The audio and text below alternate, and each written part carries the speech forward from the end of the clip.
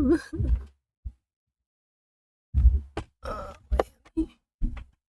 Shit.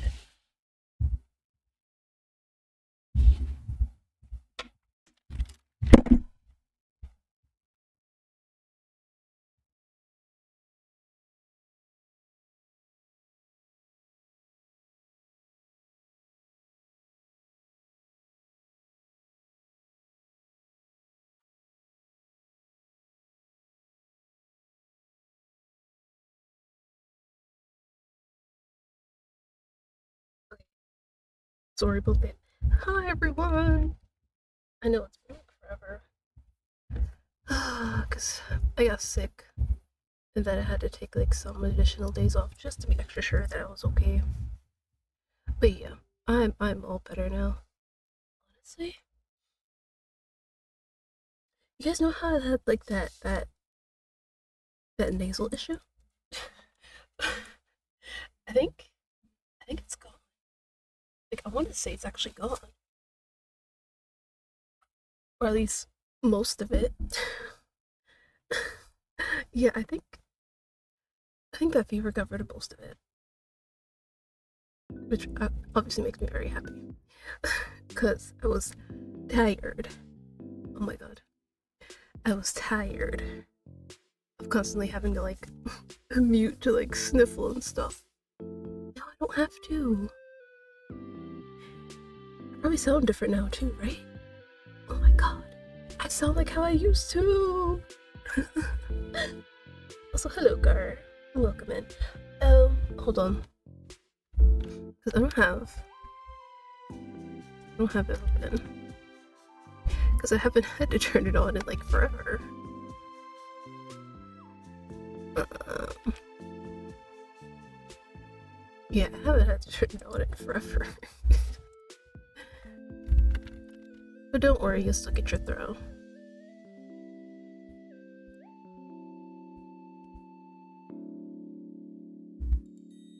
Just gotta give it a moment to load. So yeah, I'm all better. My nasal issue has become much less now. And it's warm out. I love it. I'm happy. Will I throw iron out? No. No. Alright. But today we're going to be doing some visual novels. Nothing crazy.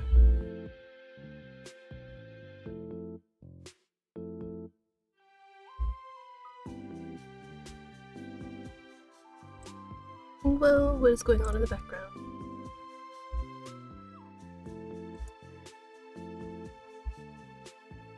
Because it kept redirecting me for some reason. Like, what? Where are you redirecting me? Where is it? There it is.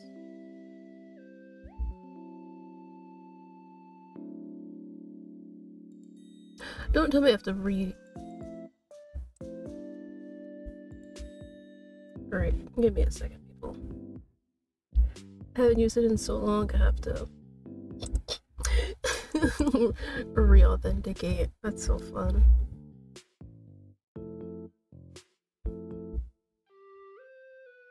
Yeah.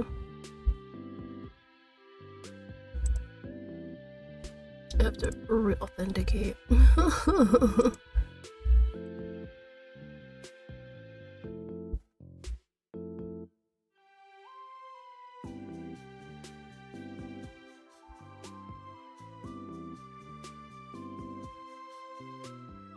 Well, good to know that that it did not work.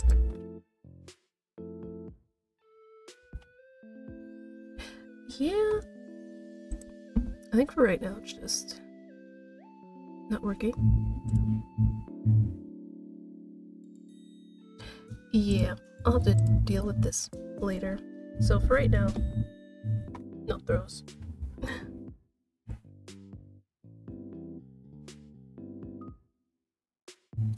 Oh, I just realized two sounds are going. I'm so sorry. Alright, when the lockdown was announced, I spent entire days agonizing over my living spaces, rearranging furniture and discovering places I had never found nor dusted before. Now that I am older, wiser, I change my screen's wallpaper whenever I feel squeezed by the never-changing four walls around me.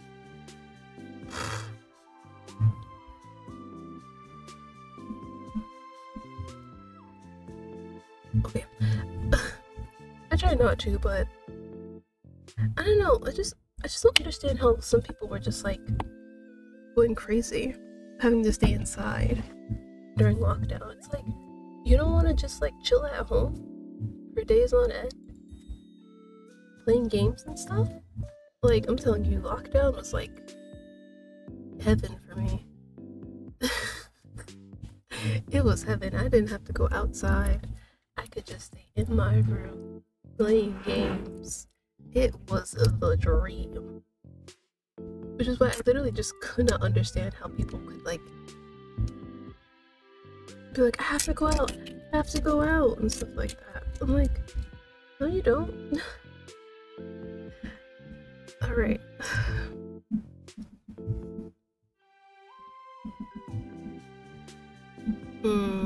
Being forced to stay inside is not pleasant, but it's the right thing to do. This is my vault, and I'm its crown jewel. Yeah. If only I could afford to paint its walls. Maybe put some wallpaper. No, scrap that. I change my desktops so often that I would go broke in a week. The game is now installed. It looked really cute from the screenshots. I wonder if I can recreate myself in my apartment. Well, one way to find out. Oh, I need an account. Let's see. Ooh.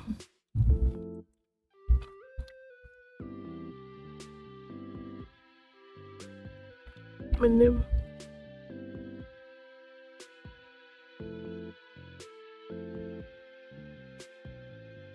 I think that's good enough.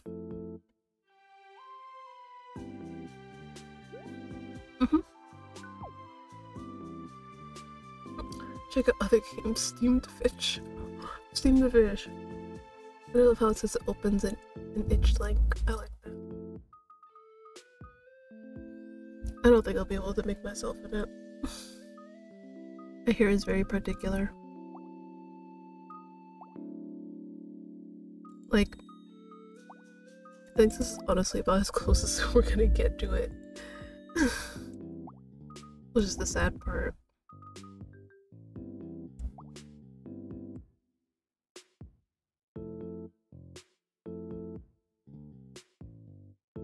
Oh, confirm. Well, actually, it's more of like purple. No, not that one. Yeah, because like when I check like my hair color on like a color picker, it was like in that kind of area, like a magenta of sorts. I'm like, huh? But I'm not complaining. I like it.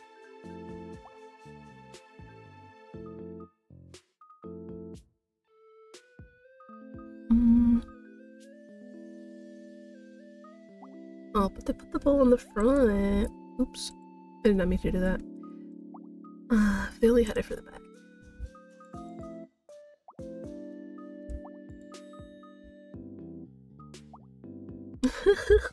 I like this. I like this. This is cute. Wait, I can make it like I could make it like my color. My eye color is very interesting, for lack of better words. It's like kind of like around here somewhere.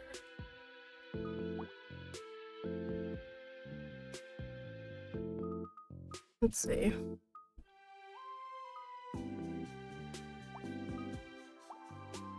Honestly, hoodie all the way.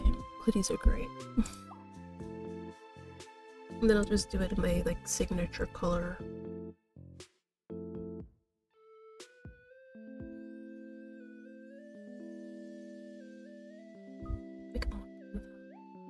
Make it blue. Make it pink. Oh, it's for the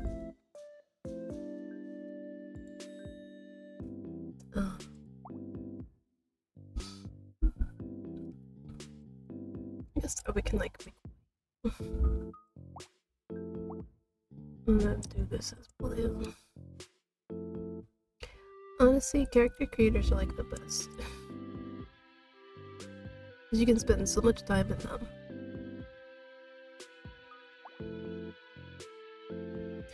Not exactly the same blue, but close enough. Oh my god, puffy shorts.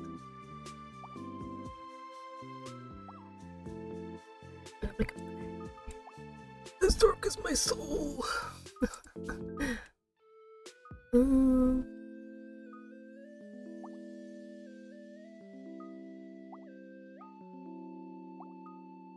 Yeah, why not?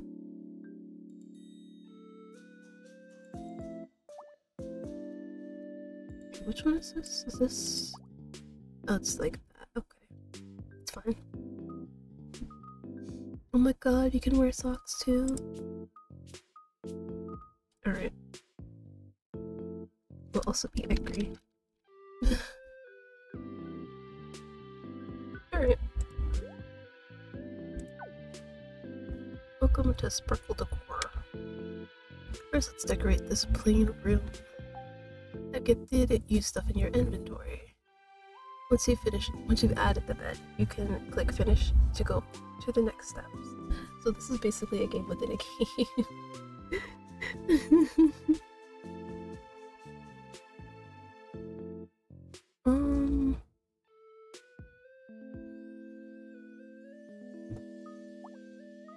Oh.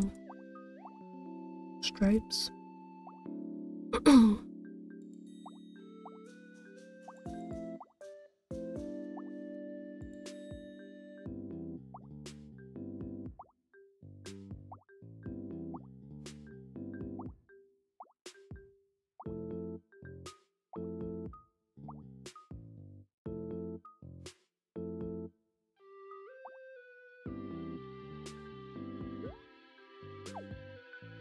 Ah, this game is so cute.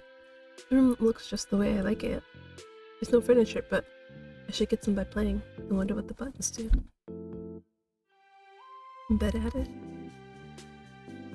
Bed emojis adorable. I wonder if there's a menu for them. Should I use emojis? On the... Oh, this.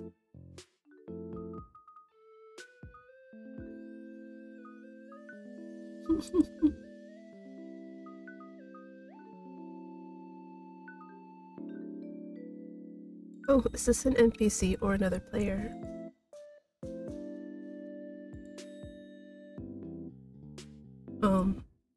Pip says, welcome to Sparkle Decor. Right. It really is. You have something for me? Really? Oh. Thank you. He left as I was typing. I didn't even get to ask him why he gave me a gift. Does he want something in return? Should I give him something in return? I think if I click on his name, yes, I can send him a friend request. Send. I wonder what he gifted me. I should try adding it. A rug. Fucking rug. It was right. It does work well with the rest of the room. It's still bare, but the carpet ties everything together.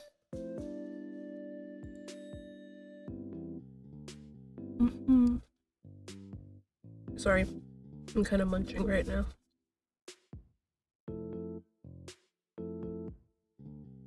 What was that visit all about? What was that visit all about? Or rather, the stranger's abrupt exit. That is what puzzles me.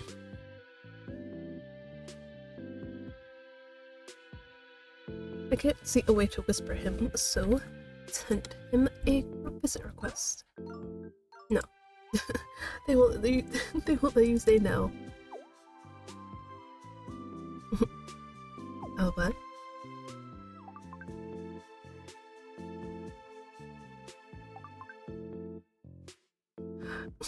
They type like me. Wait, why can he whisper to me, but I can't? And he's offline. Alright, he was in a hurry. I should be in a hurry too. Class starts soon. Finally, I can play again. I missed this game even though it's been less than a day. Throughout the whole lecture, I was so close to pulling up the game on my laptop. I know I shouldn't, but it's already so fun. Plus, now that I know a little more about the game, I can do more things.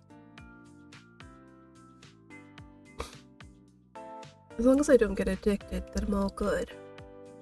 And I didn't have that much time to play yesterday. I was mainly interacting with that guy. What's his name? Pip Pip.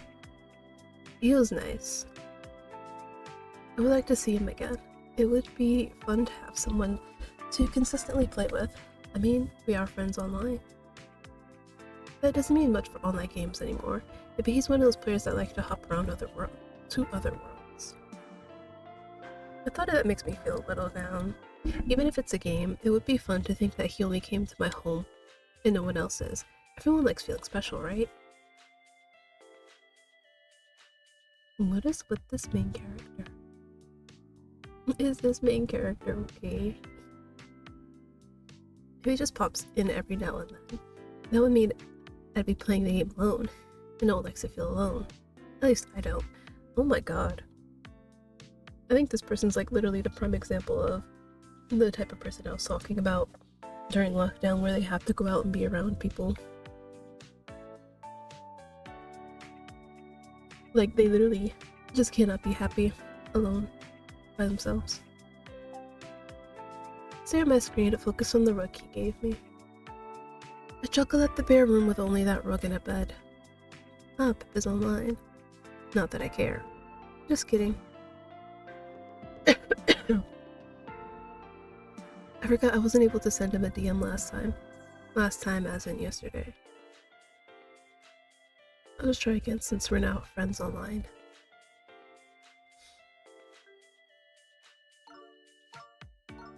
Okay, hopefully he responds to that. It would suck if not.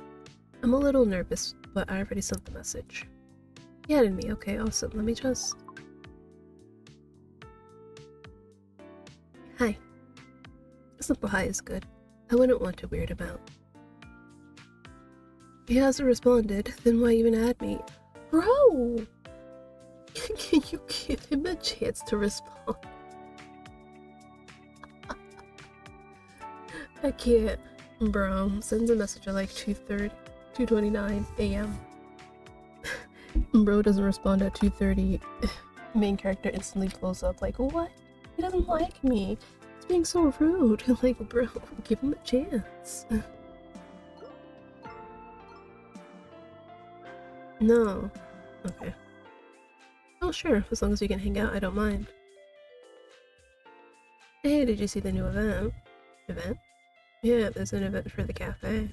You can get limited edition items. I think you can get a coffee machine if you're a new player too. Cafe? I thought there were only bedrooms in this game. No, there's a park cafe and then bedroom. I think you have to get to level 5 to unlock the cafe and event. It's gonna take forever. I barely got to level 2. Don't worry, I'll help you. Thank you. I really want that coffee machine. Do you like coffee? No.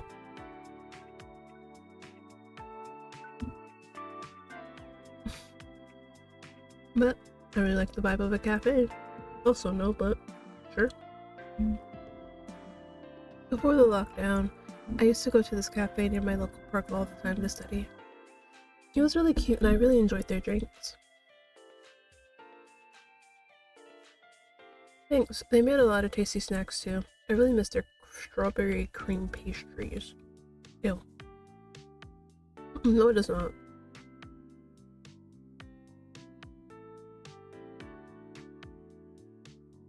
Well, that sucks. Hopefully you can go soon. They're opening up in-person classes near me, so I hope the cafe is open. The tea set, you didn't have to give me this.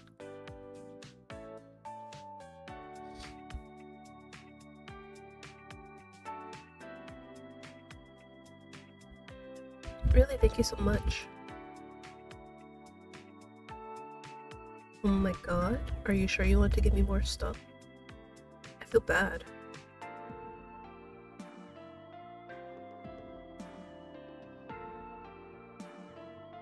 Are you sure? Well, if you say so. Cool.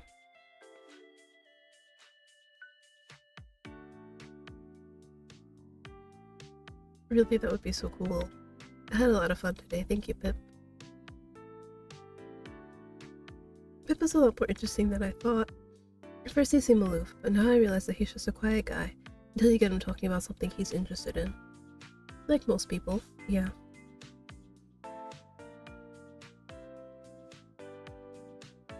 Yeah, I'm literally the same way. You can literally sit there and talk about like shopping and makeup and whatnot. I just sit there like, okay. Then you talk about visual novels, suddenly, whew, I have a plethora to say.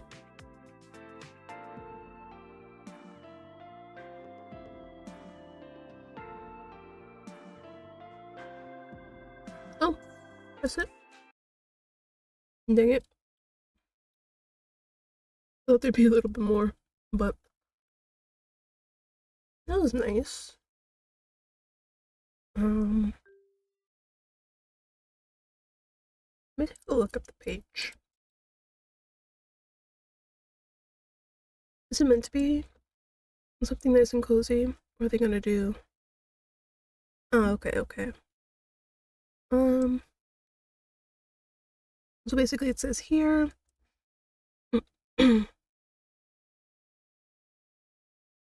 Sorry.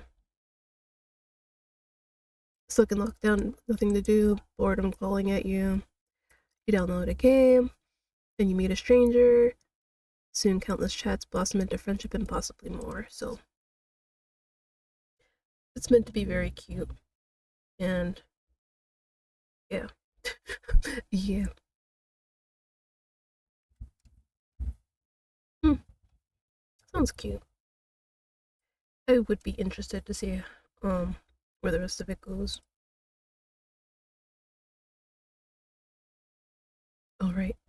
Me trying to close the game when I still have it open. It's funny. Let's see.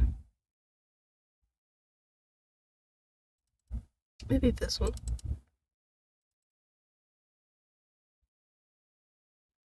Yeah, because I guess I have like a plethora to go through.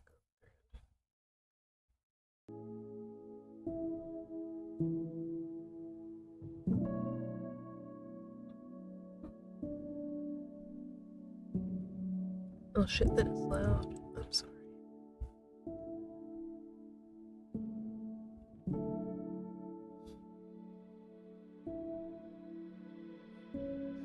So this is, well, I mean, obviously you can read it, but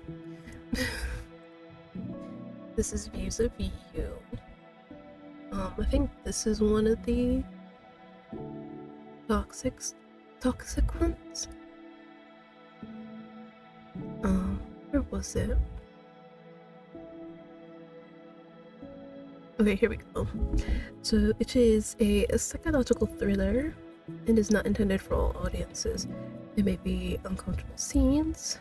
It contains a strong language, substance use, violence, gore, and graphic violence. Okay. See, that's the part about it that really, like, concerns me. It says gore and graphic violence.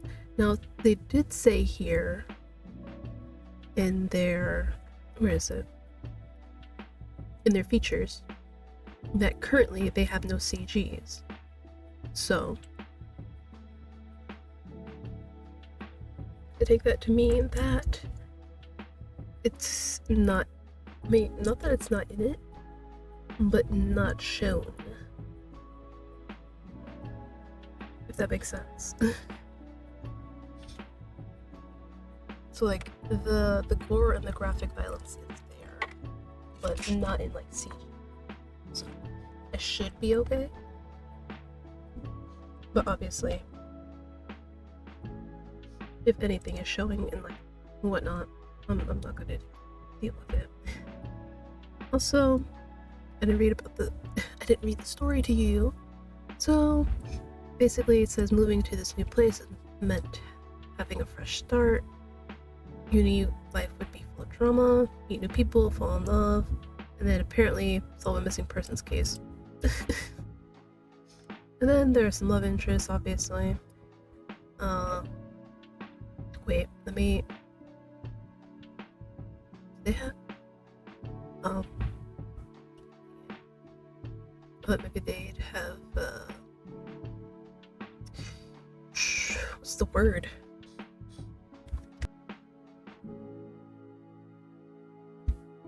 Pronouns. There we go. I don't know why I couldn't think of that word. I thought they would have pronouns, but I guess not. So I'm just going to assume that how they have them would be he, her, she, he, her, yes, he, her, he, him, she, her, and then female. Unless they tell me otherwise. Alright, preferences, text speed, you know I have to put that all the way up. I go crazy on slow. Alright, now we're good. How would I like to be called? It's always so funny when they present it like this. They're like, how do you wish to be called? Like, what do you mean? Do you mean like what's my name? Not that there's anything wrong with that. Because like some people do have a name. Like for example, I am Iman, but I prefer to be called Hickory because it's shorter and the first part of my name, and it's also easier. It's easier. So, no, wait. But as you guys know, whenever I play, right, I completely forgot for a moment. I'm telling you that that fever really like destroyed me. Because for some reason I am more forgetful than I used to be.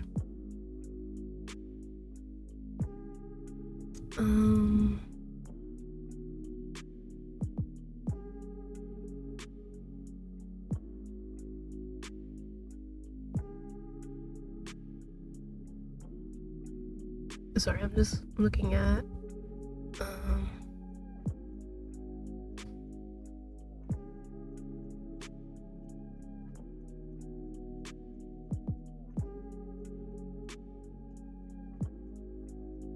the video producer. There we go. That's it, because I was looking to see what I need to export from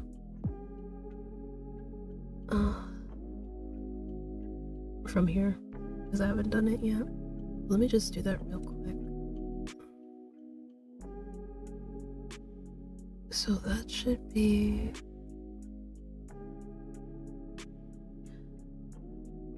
But yeah, like I said, ever since I've been sick, I've been losing my marbles more often. Which is very sad to say, but it's true. I thought, hey, you know, maybe I'm doing a little better, but no. Okay, well, they're all up on YouTube at least, so I don't need to save this. I just need to do Detroit. Ooh, why did my voice sound like that?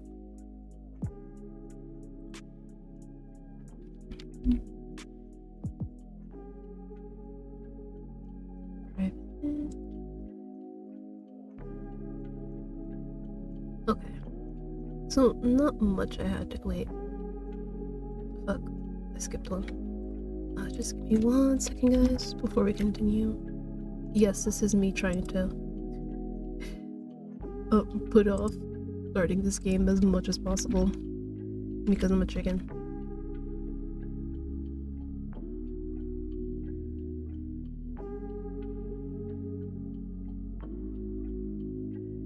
Okay, I think we're good. So yeah, I'm very Ooh. Alright. Where am I from? Okay, are they asking me to like come up with a place? Because it's not often that games like allow you to come up with a backstory for yourself, because usually you're either, well, no, not usually, because you are typically, okay, no, you're either playing as somebody with no backstory, just somebody who's, you know, a character in the thing, or you are playing a character with an already predetermined backstory. Because I mean, I also kind of understand, cause it's like so many people could be like, oh, I'm from here, I'm from here, I'm from here. But I suppose that only becomes an issue if you're trying to do it from like, what is it?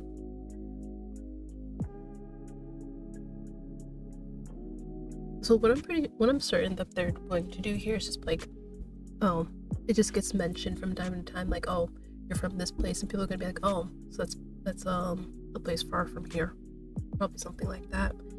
And similar to like Our Life Now and Forever, where won't say like recently, but it was added in eventually in the demo that you could sit there and be like, oh, I moved to Golden Grove from, let's say, Iron City, and you can basically select if you want to say that it's nearby, very far, you know. So I do like it when, like, you know, you get to like customize your person just a little bit, but like again, I can also understand how you know, they'll just do Iron City. Why not? But I do understand how it can get tricky.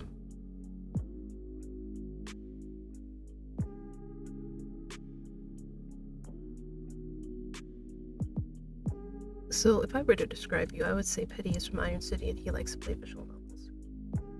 So yeah, it's probably basically just gonna be like this. Like, oh, they'd be like, oh, hey, where you're from? I'm from Iron City. And then leave it at that.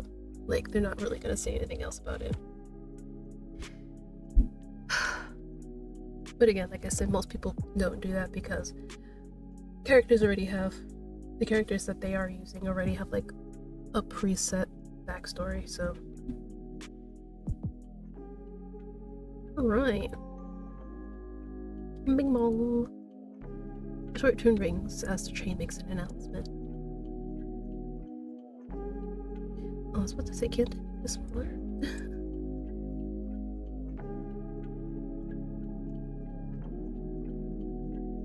The train has arrived at Cloverfield City. Please make an exit and be mindful not to forget any of your belongings. As the doors slide open, a few people on the train shuffle around. I grab my old suitcase, extending the handle and walking out of the train.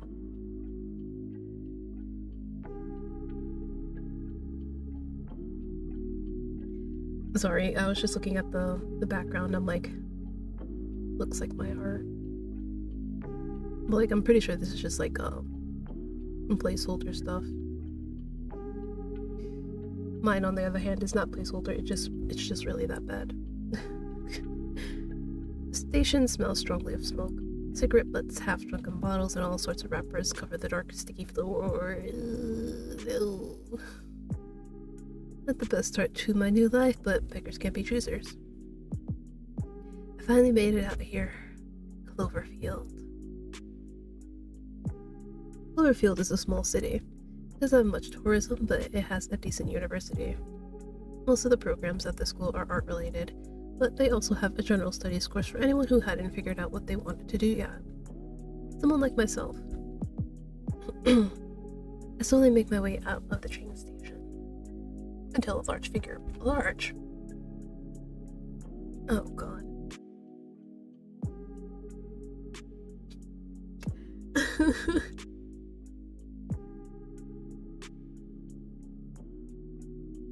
Sorry, I'm having like the time of my life right now.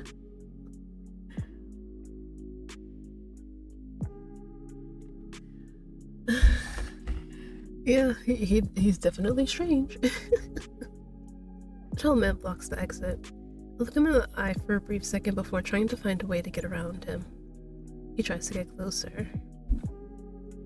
You don't bite, but I stab. Sorry. His breath stinks, he's drunk. I'm not interested.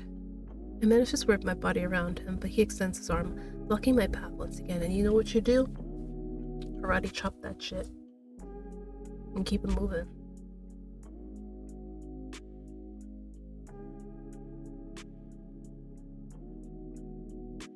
His arm that once blocked the exit is now hovering around me. I try to ignore him, angling my body away from his hand.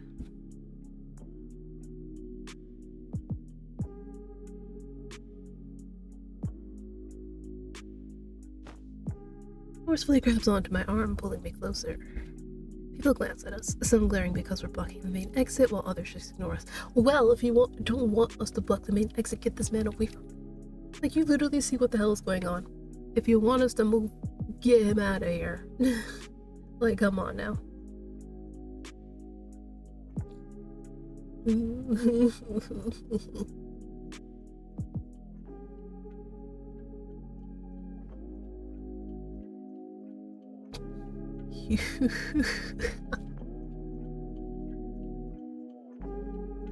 See, it's like, it's a little bit hard.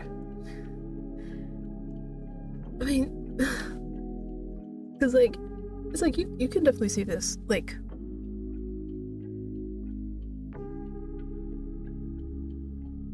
okay, I'm just trying to like carefully say what I want to. Because, like I said, I'm not trying to sit here and say that this does not happen to men. Because it probably does. I don't know where, but I know it does. And obviously, it's not just dudes, it's women too.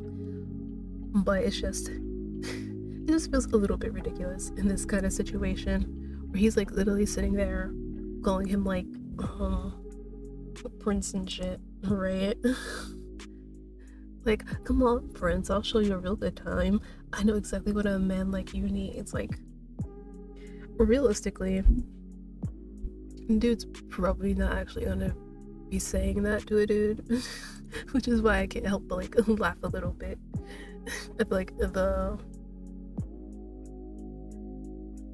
surreality is not a word. Surrealness, there we go. The surrealness of it. But if this was a woman, then of course you'd be like, oh god. Look, what do I do? What you do is you fight. Suck him in the jaw, bro. Nobody around is going to help, man. Nobody around is going to help. Like, if they haven't done anything by now, they're not going to help. Use all of the power I can muster to push him away. And then lets go of me for a moment. Out of guard, he loses his balance and staggers, and that's what you do. Now what you do is you run away. Right? Don't linger. He tries to grab my arm again, but I quickly smack his hand away. Not interested. I try to push past him, but he stays persistent.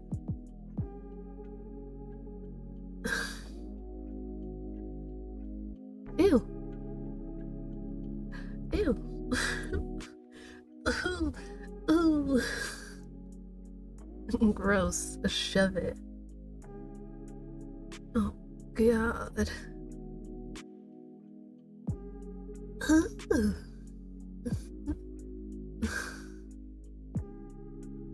He tries to move closer. Okay. I quickly lift my leg up, aggressively targeting the strange man's crotch. As my foot makes contact, the man's balance gets thrown off. He hits his head on the ground. I can feel the floor's violent vibrations run through my body. I grab my suitcase and quickly run out, hoping I never see this man again. The man yells, and... Oh, do you mean yells at you? Struggling to get up.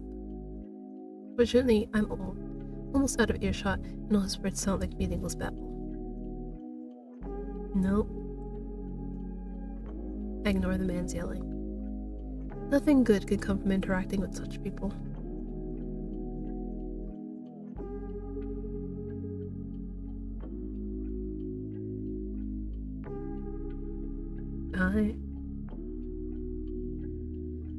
Okay, so the game audio really is that loud.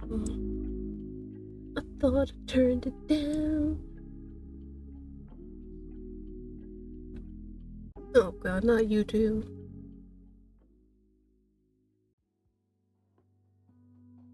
Well, that was definitely an experience. Even though that was horrible, I can't give the jerkwad back in the station any more space in my head. That's more than he deserves. For now, I should focus on getting to my new apartment. I was lucky enough to find a cheap place that came with furniture.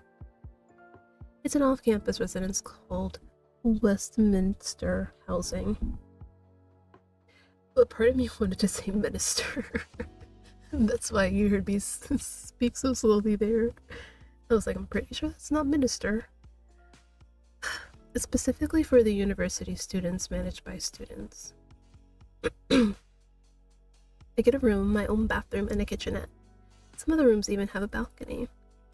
I just hope the place is as clean as the pictures they had online. Probably not. Where was it again?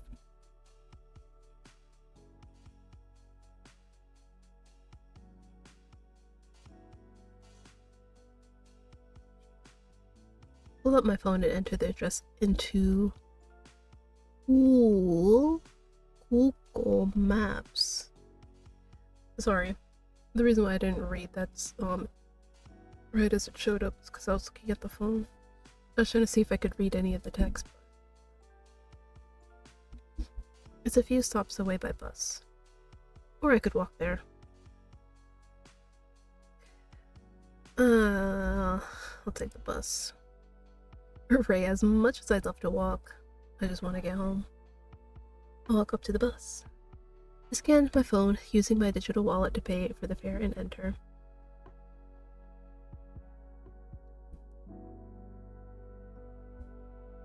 Sorry, I'm munching again.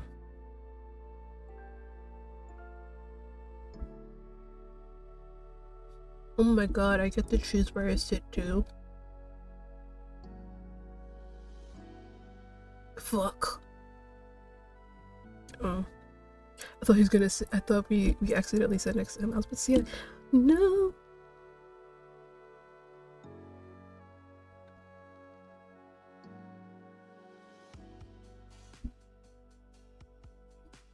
Why are you smelling people? Please.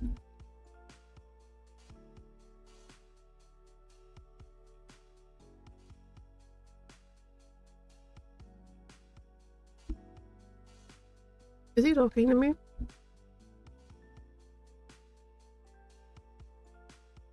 Thanks. You could have helped if you saw all that.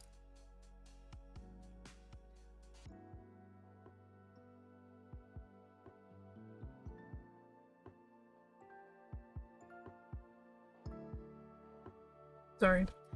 I'm just internalizing that he said, but you had it all under control. I wouldn't step in. What do you mean? What if that man just... Bro! What if he had a knife on him? His eyes don't stray from mine. Oh. Did not think we were gonna get up close to that. Thank you.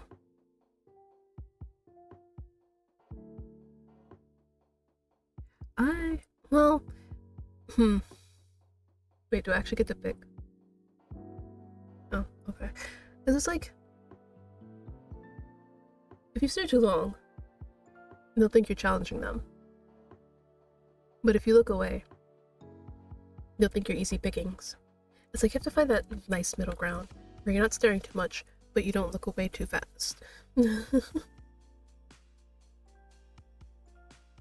Inviting you to stay. Stay where? Where? I was shaking my head and bringing myself back to reality.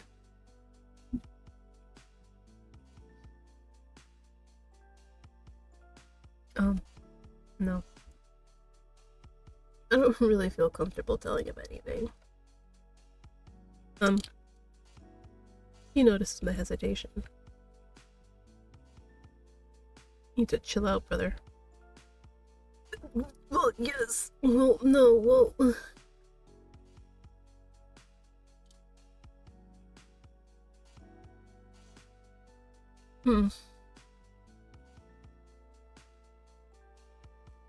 No, it's not weird to ask. I'm just a private person. Like, you have to get to know me a bit more. Like, I have to know you a bit longer before I just share anything. You sure? Because you're asking a lot of questions for a man I just met.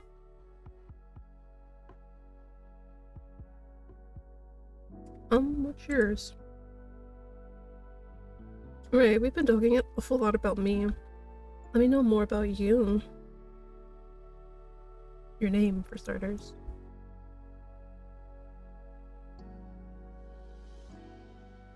Sven.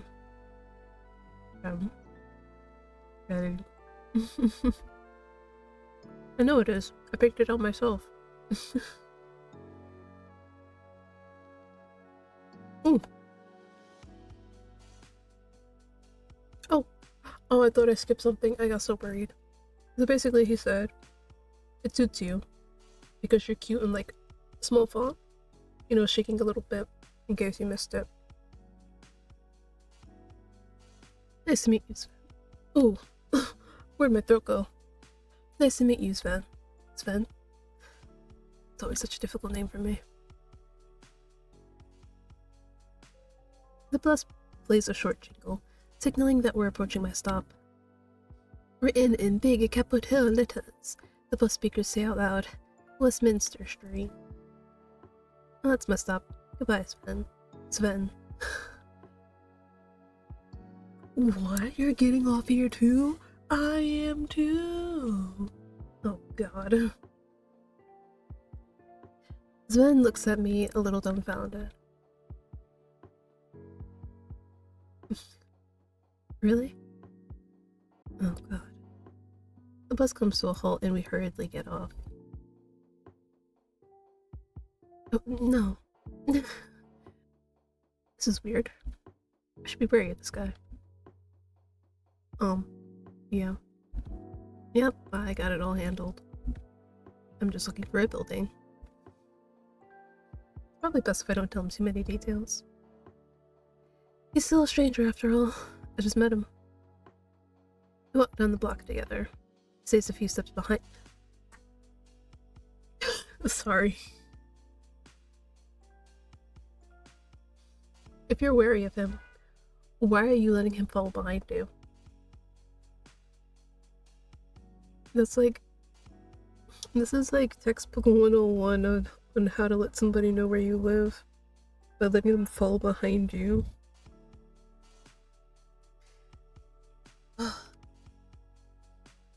Like, don't just like immediately go into your home if you're being followed. Never do that. It's kind of freaky. Maybe I'll wait a bit before going in the building so this guy doesn't know where I live. Yeah, go into another building. I squint my eyes, trying to read the numbers on the buildings.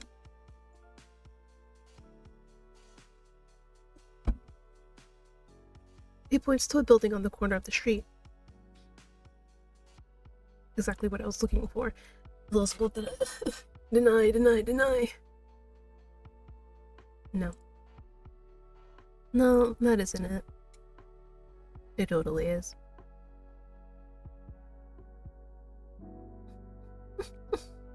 He looks disappointed. Uh-huh. Crap. Maybe I was overthinking everything. No, it's always good to be wary of people. Sometimes overthinking is better than not thinking at all. I mean...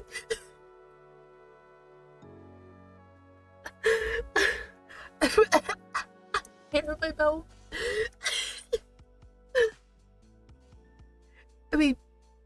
I would think any kind of thinking is better than not thinking, but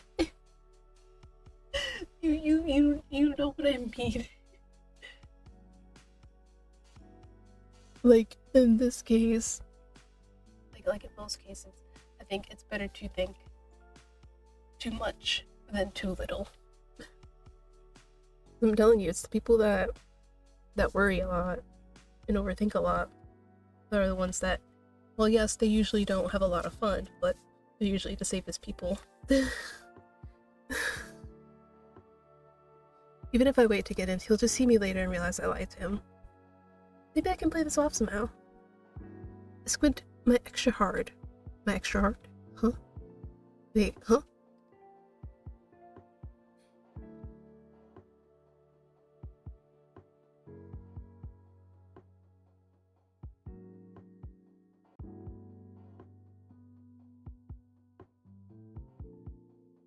Okay, I think I understand. Sorry, I needed to take a moment to like read this. I squint extra hard and stare at the building. I have no idea where the my came from, but actually, now that I'm looking a little closer, maybe it is it. He smiles brightly, like a child being told they're going to Disneyland. I mean, hey, that's how you avoid eventually having to pay royalties if you mention them. You're like, oh, you mentioned us? He has money. I feel kind of guilty for lying to him. I mean, it doesn't hurt. Yeah, Westminster housing. Do you know Derek? Yeah, I'm supposed to meet him. He has my room key.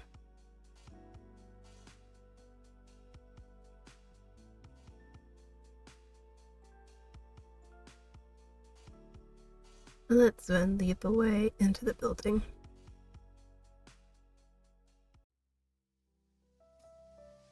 Big windows let the sunshine illuminate the building. Various plants are meticulously placed around so that they get the perfect amount of sunlight. The lobby has some cozy and colorful seating options.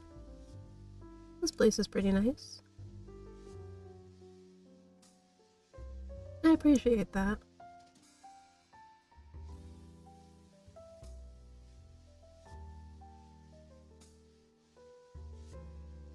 Alright. Classes are starting soon.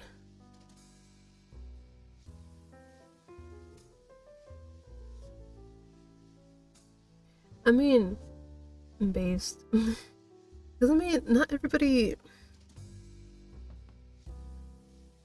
Like, there's nothing wrong with wanting to skip orientation stuff. I just think, like, maybe, possibly, it gives you an opportunity to make friends with people that you wouldn't otherwise get. Because again, everybody's going to be in like different majors. That's the word I was looking for. Majors. I know this is like primarily like an art school, so obviously there's going to be people who are doing like traditional art, watercolor. I mean, not watercolor, oil. Or primarily just doing sketches. There's sculpting. There's ceramics probably, maybe. So yeah, I'm pretty sure they have like a lot of different art art majors.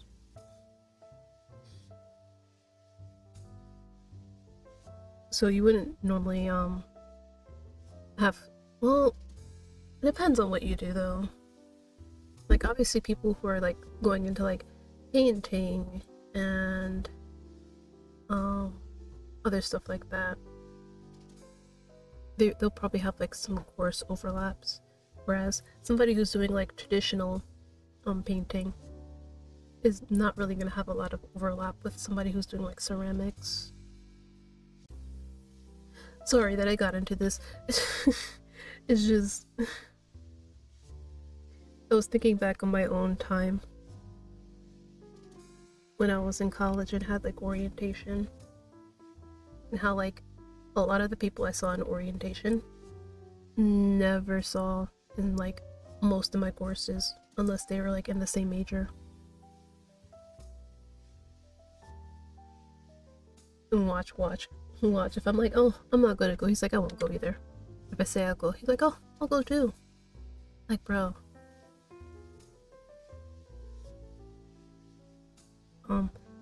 Was I asking what he studies? Yeah. A woman walks into the lobby, angrily stomping.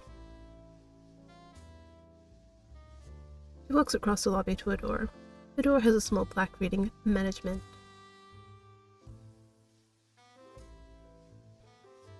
The doors open. I'm sorry. It's like I transplanted that S from opens to door. The door opens, and a dual-colored hair figure. That's not the right peak. Peeks their head out. Or they could say pokes their head out. That works too.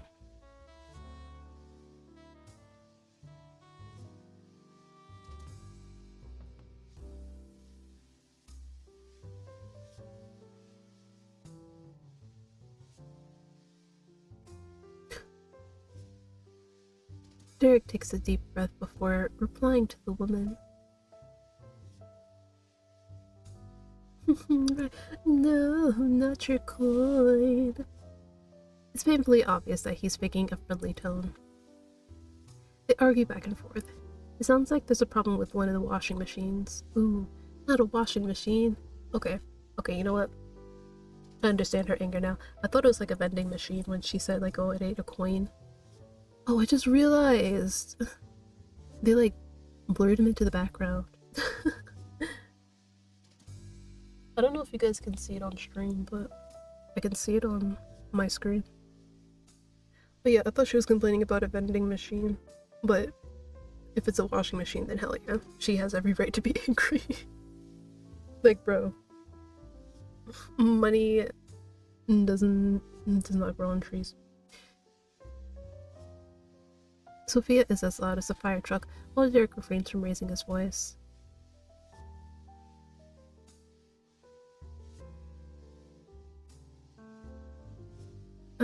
Yeah, I should settle in. Thank you, Sven. I'll see you later. He rummages through his bag and pulls out a small sketchbook. He took a sketchbook out of that small thing? Wait, huh? They made a sketch pad? Well, not even like a notebook, a notepad. Because I think a notepad is the only kind of thing that'll fit in there. Because like when people say sketchbook, I think like an actual sketchbook. See, this is why it's important with what words you use. Because, one second.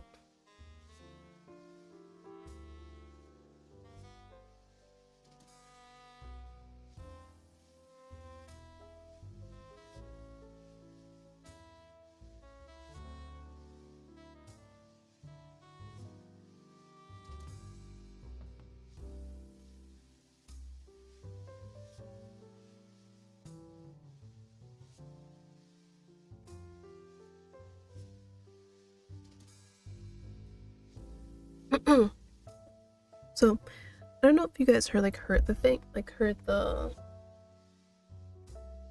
about this, but I forgot where it was from. But people basically like gave different people, or was it like a group of different people, like a report about something like a car accident, and they said like the harsher the word is, like the what is it, the worse people think about it. Like if I say, oh, that black car hit the white car, you're like, oh, you know, you just think like, oh, it's like a little tap, right? And then if I said, oh, that black car crashed into the white car, you think, oh, it was like an actual like accident, like, you know, we ran into like the bumper and like parts are falling off. So it really does matter what words you use to like describe things. Oh, jeez. 1 second. I'm so sorry. Oh, God.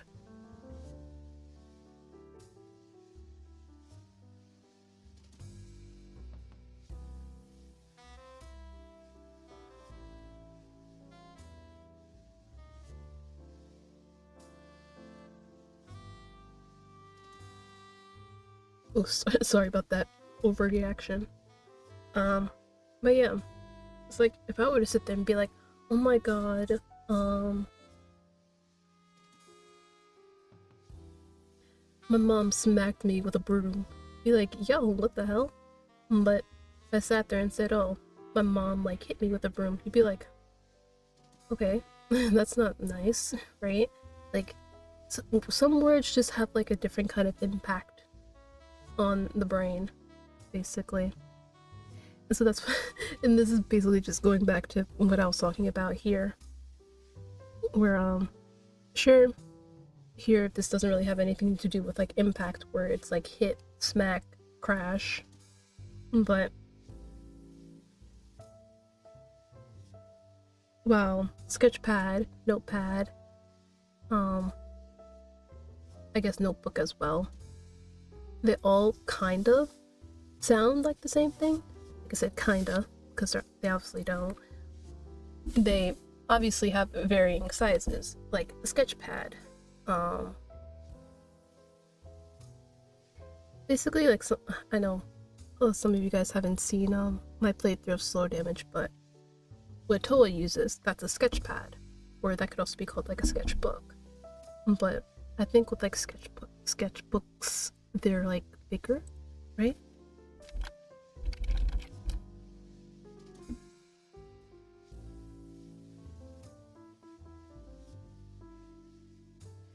Let me see.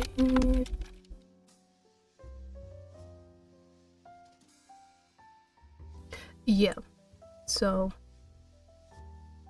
okay, so I think Toa does use like a sketchbook. Well, again, they all come in like varying sizes and whatnot, but yeah, I think Toa primarily did like a book and not like a pad. No, wait, no, wait. See, that's the thing with like some words. It's like they get used interchangeably. So sketchpad, sketchbook. But my point is that with his bag, calling it like a sketchpad. Well, actually, okay, okay. My point still stands though. My point still stands. Like, well, yes, some like this one right here. Let me pull it up real quick.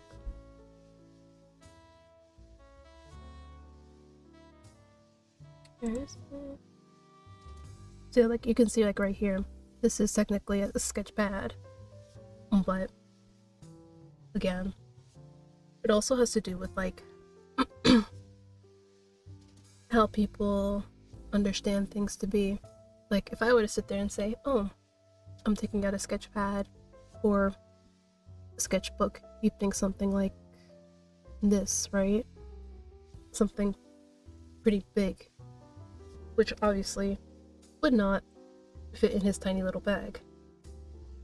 Which is why if they said notepad instead, then you'd be like, oh yeah, I can see a notepad, you know, being in that bag. That's why, like I said, words are important because we visualize or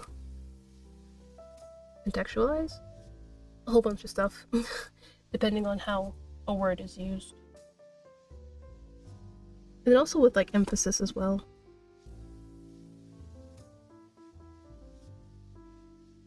Because apparently putting emphasis on different words gives a sentence an entirely different new meaning.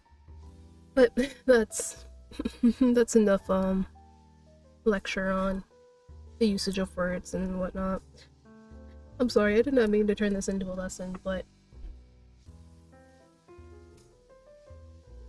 I just hope that this person who's making it views of you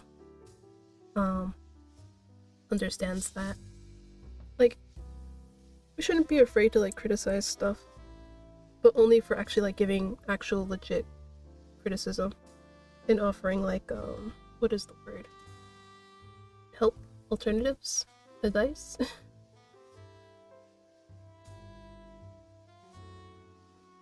So yeah, if you're watching this views of you dev, I'm not gonna lie, I forgot your name, I'm sorry.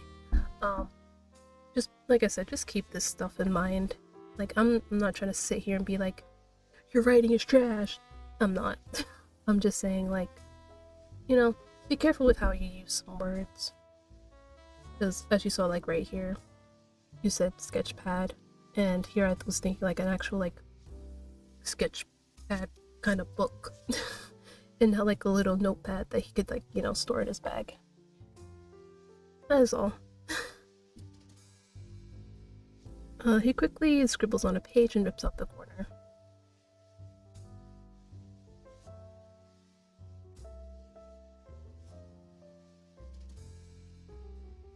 I place my hand palm up. He places the paper on my hand. And walks off. What is this?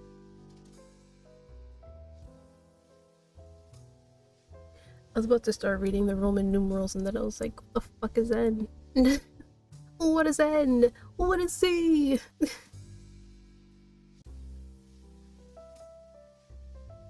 Also, capital letter right there.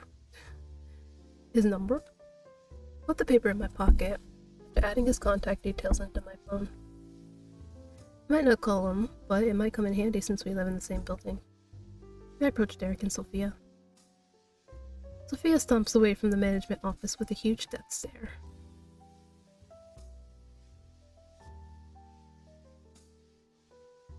She angrily steps into the hall, slowly disappearing from my sight.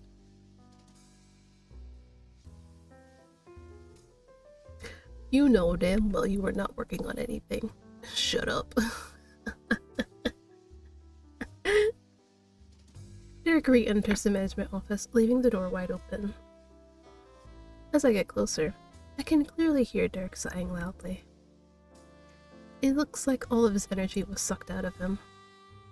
Being a student and managing housing for other students must be tough. The management office has 6 desks. Each desk has stacks upon stacks of paperwork. I feel all the stress that had accumulated in this room. Derek? I knock on the door for him to get his attention. As we make eye contact, his body stiffens. Oh, jeez. Rosita. Be professional again. Help that. He rapidly switches his attitude, using the same fake friendly tone he had used with the woman earlier. He coughs into his fist, adjusting his voice.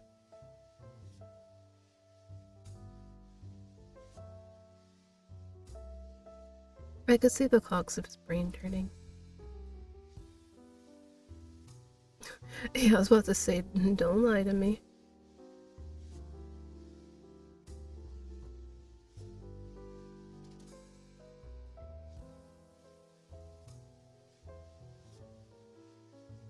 Okay. See, now that we're getting more pieces to this puzzle. Now, I'm not saying Sophia shouldn't be upset, but because, you know, the washing machine shouldn't be broken in the first place. But if management did sit there, put up a note, and even went out of their way to tell everybody not to use that machine and people are still using it, then they have nobody to blame but themselves. Like, why are you still trying to use a machine that clearly says, hey, I'm out of order. I will eat your coin if you use me. Like, no, that's just dumb. Like, I hate people like that. They're told, do not do this. They go ahead and do it. And then get upset at, like, management and whatnot when something bad happens, when they were told not to do it. It's like, oh my god. He looks so tired. He leans back on his chair and takes a deep breath. The fuck? I'm putting in the shoes.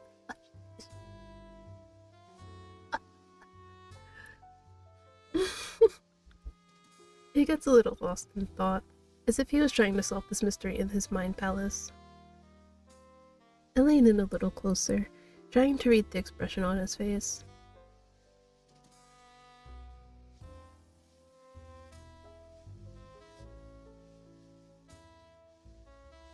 It's fine. He takes another deep breath, trying to find his customer service voice. How can I help you? I'm here to pick up my keys. I hand him my ID and show him an email with my room information.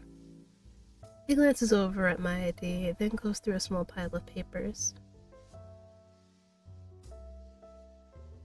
Wow, I'm on his floor. He opens a small drawer attached to his desk.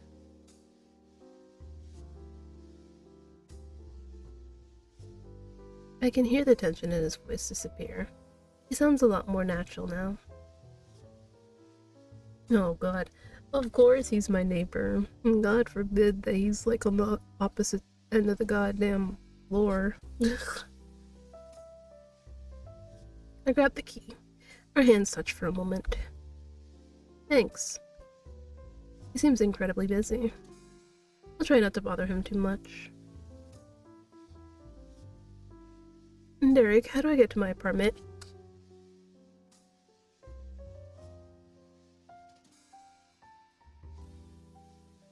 I'm sorry. You're asking him how to get to your apartment. Did you look? Did you look? Like, I know, it's probably faster to just ask, but it's like... You could look, you know, if you can't find it, then you ask for help. I'm sorry. Maybe it's just me and my independence. He stands up, pushing away a few of the files on his desk. He's taller than I expected him to be. What? It just came out. Okay. He gestures for me to follow him. I take his lead as he shows me the hallway Sophia had just gone into. Thank you. Bro. Oh my god. If I was him, I'd literally sit there and be like, this person can't go and find shit for themselves.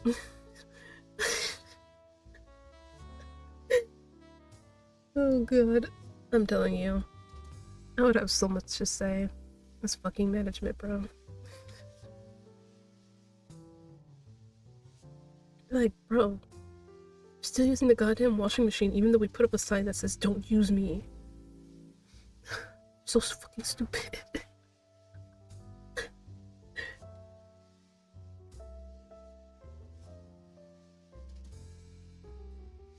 Mm-hmm.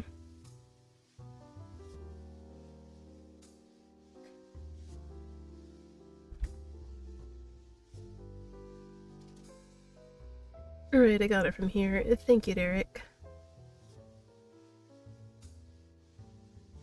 As I step into the hall, Derek's voice stops me in my tracks. What? Are you gonna tell me the place is haunted?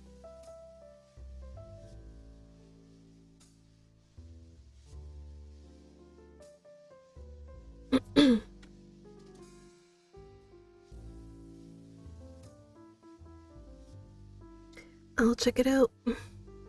Good luck with your washing machine. He chuckles softly before heading back into his office. I walk away, heading into the hall. I find my way to the elevator and eventually get to my floor. Bring. The elevator chimes as it stops. The doors open swiftly to a narrow hallway. Ooh, not a narrow hallway. Ooh. The hallway is brightly lit. The apartment doors are almost creatively decorated. I take a careful look at each door, examining how they choose to present themselves. In the first door. Jesse? The door has little pictures taped to the door. How funny. I feel like just from the way they decorate, I can try and guess what they look like. It's an effective way to vibe check my neighbors, I guess. Ew. Eyeballs? That's pretty ominous. Maybe they're very occulty. I don't know who's watching, but I'm inviting them to stop. How did they get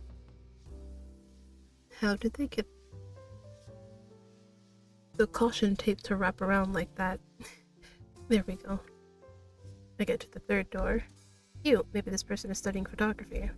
Oh yeah, photography is definitely art too.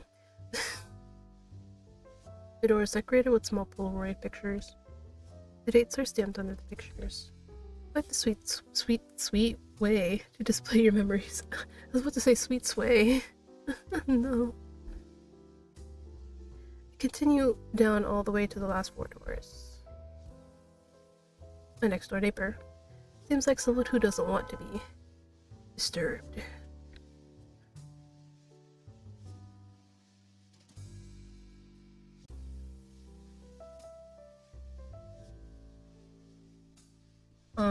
It's the only door I've come across that clearly shows someone who doesn't want to interact with others.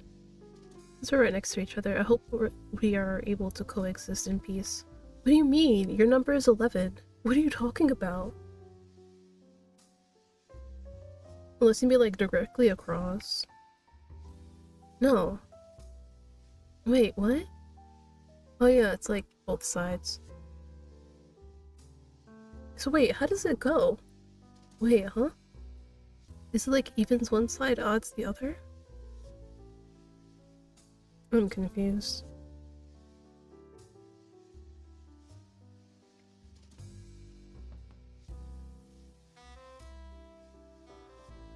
Derek was here. Clearly Derek's door. There's a clipboard attached to his door with a pen. There's some small comments and suggestions from other students. I see an angry scribble from whom I can only guess is Sophia. The post-it notes are scattered around with short poems. I look at one closely. Lazy afternoon. A soft melody sings. Beautiful day. Is that supposed to be a haiku? Derek didn't strike me as a poet.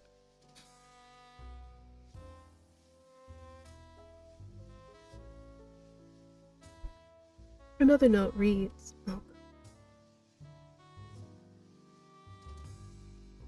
Gotta love people honking for no reason. Another note reads, please return my notebook if you I felt that. Across from my door, there's a large poster for a bakery and a recipe for banana bread. Very interesting. I snap a quick picture of the recipe before turning to the last door. Oh, okay. So I was right. So it is evens on one side, odds on the other. Okay. So that means 1, 2, 3, 4, 5, 6, 7, 8, 9, 10. So wait, why would they say...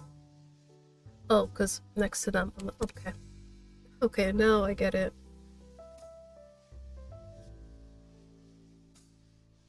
Right, I get it. So... Okay, so person 9 is actually like their direct neighbor. That means if you knock on the wall, person 9 would actually hear it. Okay. Sorry, I guess I was just trying to understand the floor here. Looks like I have the last apartment on the floor. Moment of truth. I put the key Derek handed me in the lock and twisted slowly, anticipating my new home. I opened the door. I'm greeted by an empty loft-style apartment. I walk in and closing the door behind me. Looks like I'm one of the lucky ones with access to a balcony. The room is small but feels very open. The ceiling is much taller than what I had expected. The bed sits atop the second floor. Beside it, there is ample storage space for my belongings. Right below is a small kitchenette with a small stovetop enough to fit 2 pots at a time. The mini fridge is empty, but there's a small shelf with the most basic seasoning. There isn't enough space for a desk, but I could maybe get a small table I could work on. Sure, there are also alternatives, maybe a library or a cafe. The bathroom is quite small, but perfect for one person. This is way better than what I had in mind. I immediately put down some of my things, trying to add more personality to the place. Steadily, I unpack all my clothing and place them on one of the provided shelves. And I'm done. Whoa, when did it get so dark? I totally lost track of time. All of a sudden, I hear voices coming from the hallway. So, like, I totally want to date him, but also, no. That must be one of my neighbors. Always trust your gut, people. Always.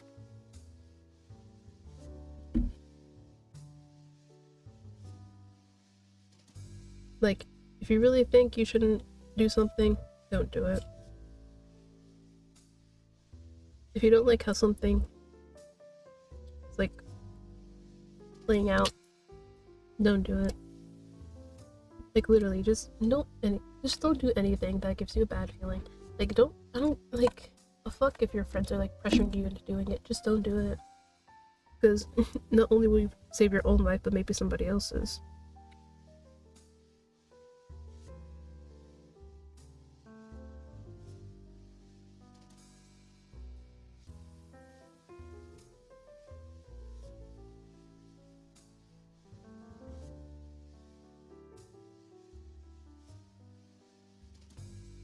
No, they're forcing me to go to the party.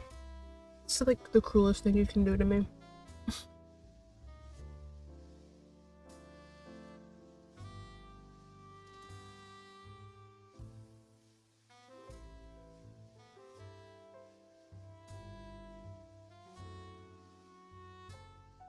Like, when? What do I do?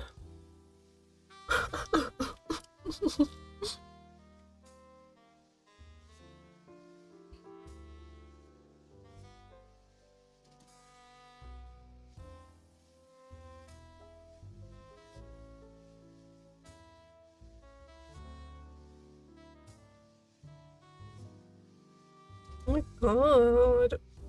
This girl.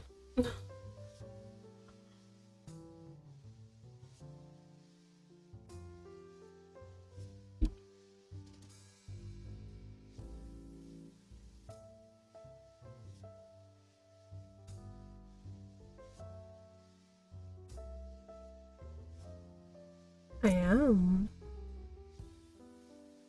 Yeah, I've just moved in. What is that supposed to mean? What the fuck?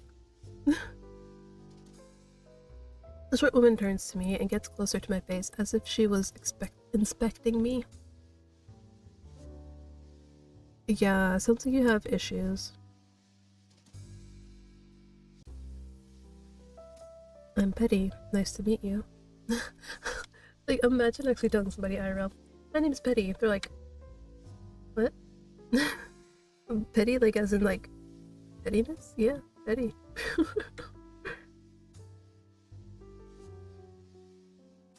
For what? I was just heading there.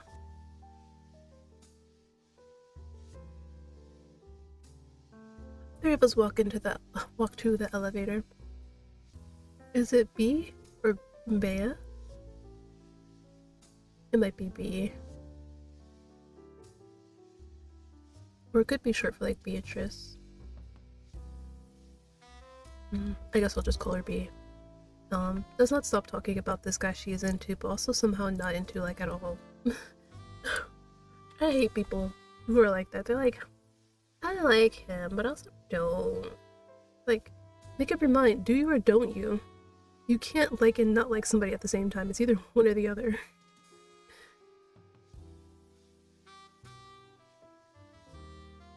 You know what it is? She probably doesn't like him. She just likes the attention. That's probably what it is. It probably makes like the most logical sense.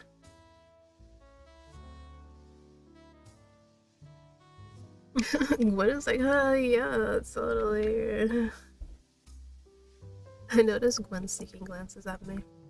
I know, I'm hot. Let me stop. She doesn't seem to be paying much attention to her friend. Does she not like me? She seemed friendly, but I can't help but feel sort of intimidated. Maybe she's just sick of hearing B talk about this guy. I mean, I would be too.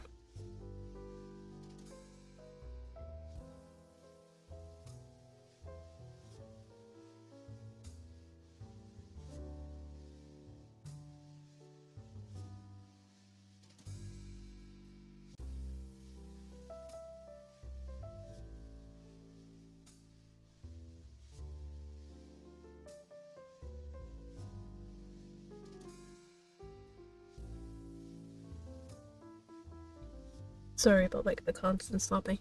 It's like sometimes when I like breathe in, it's like there's mucus, but it's hard to explain because it's like, you know how usually when you have like snot in your nose and whatnot, it's like, oh, you can basically like just blow your nose and be done with it. But like when I do that, it's like I'm blowing nothing, but yet I know that there's like mucus back there because sometimes I do a sniffle and like you can literally hear it, which is why I'm just so confused. Like it's obviously there, but yet nothing is coming out. Is she waiting for me to say something? Oh. No. I should just keep quiet. I don't know these people. I don't want to either.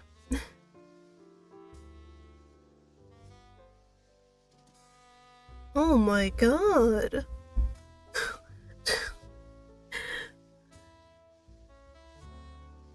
See, this is what I'm saying. She doesn't actually like him. She just likes the idea of him. She likes the attention. Like, dear god. You have so much to complain about. Just don't date him.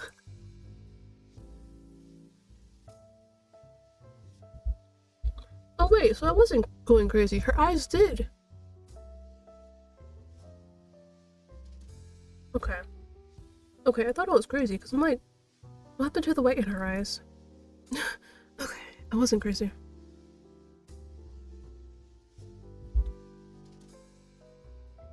True.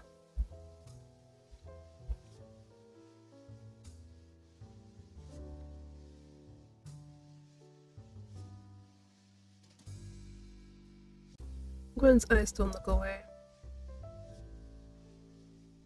Do you like food?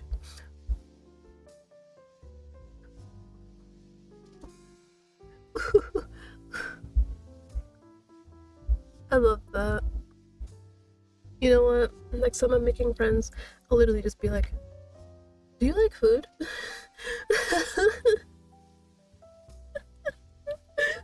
And they'd be so stunned, like, huh?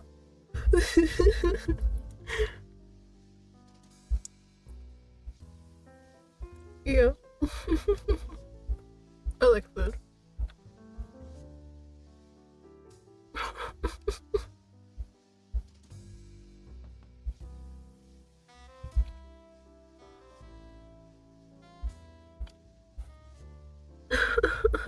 I love how B is like, you good? Like, I have to ask myself that sometimes though. Like, am I good? I swear, that fever really fucked me up somehow.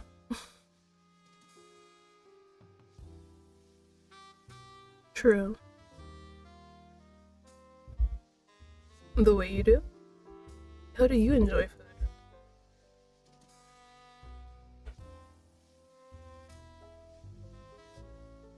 Mm-hmm. Mm-hmm. Mm.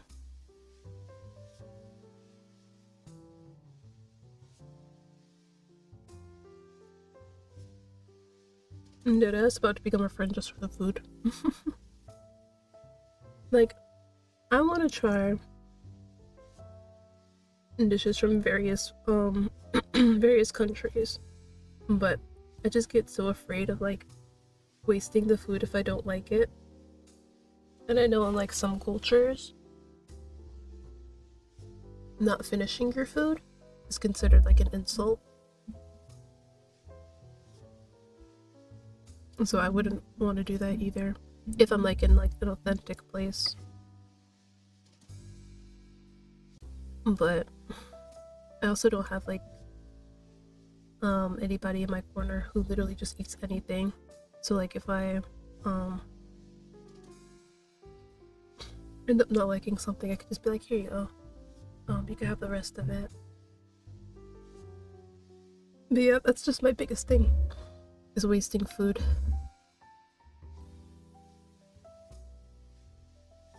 What is she doing?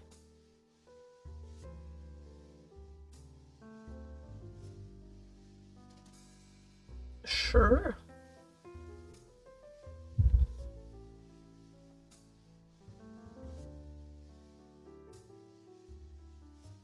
With the fufu? Oh, fufu. Not the not the tic tac. Tic tac. Ring. The elevator has arrived on the lobby floor.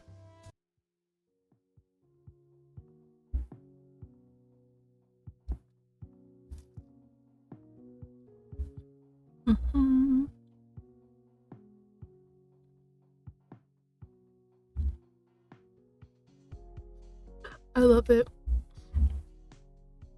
Beer. I love that, man. I do. I really do.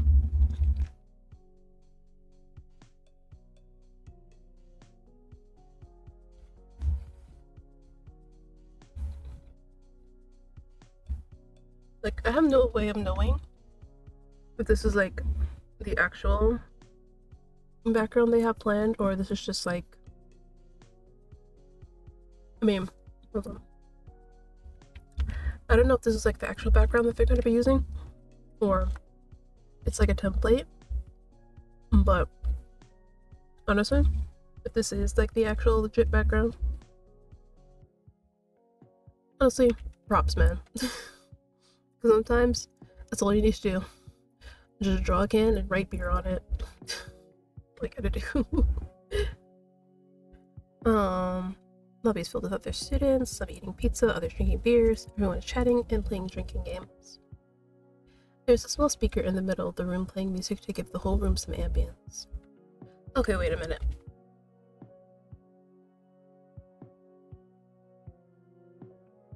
Hold on. I know they had like their ages up on the itch page.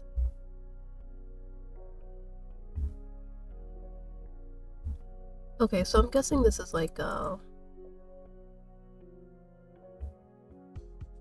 alternative kind of world, for lack of a better word, because they are of the drinking age. Because I'm assuming Sven is the same age as us, considering we're both going to be in orientation, as we're both entering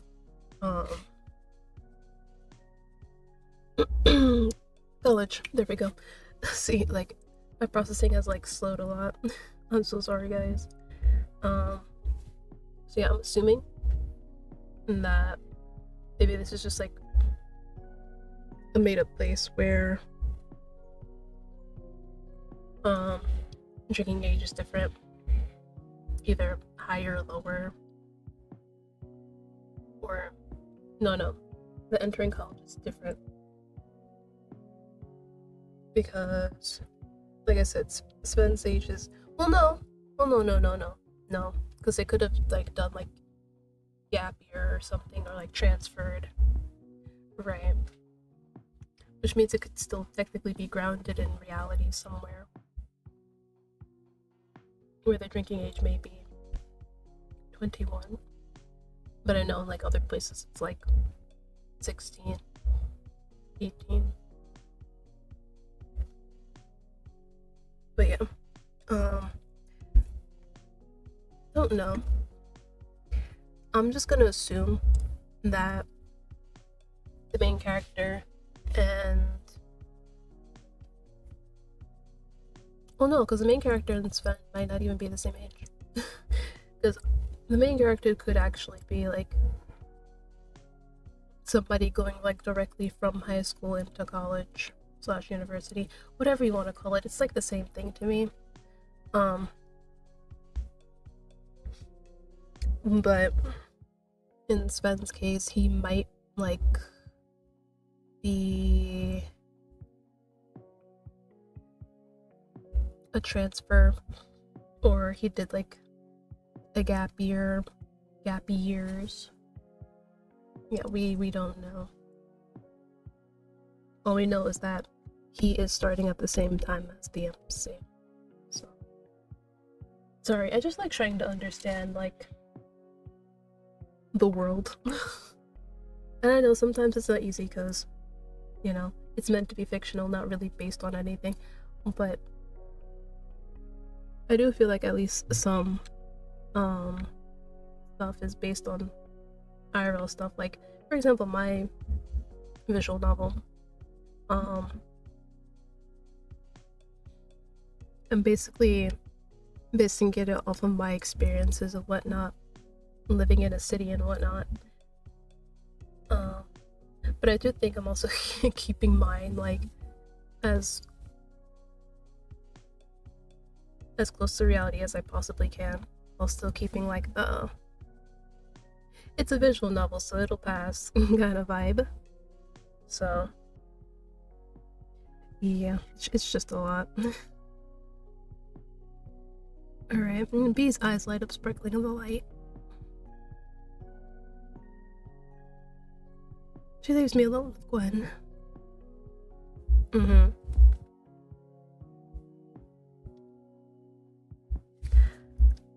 I don't think she... Yeah, I don't know. I just don't think she's actually into him. Because it's like, if you have so much to complain about somebody that you apparently like, you don't really like them, do you?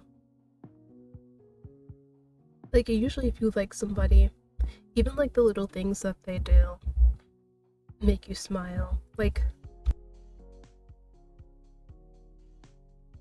an example, let's say I had a crush on somebody, and for like, okay, let's say I had a crush on somebody at like work or something, and like whenever they like happy, they did like a little jig in place,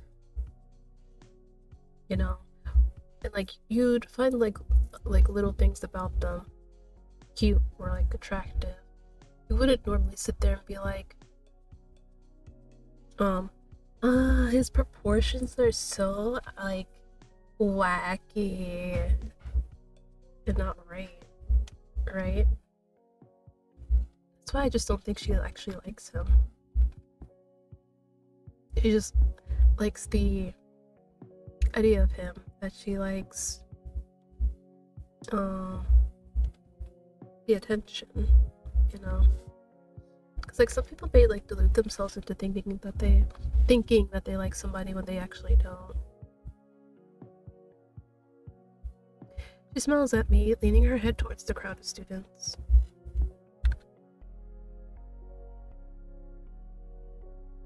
With you? No, I'm good. Of course I do.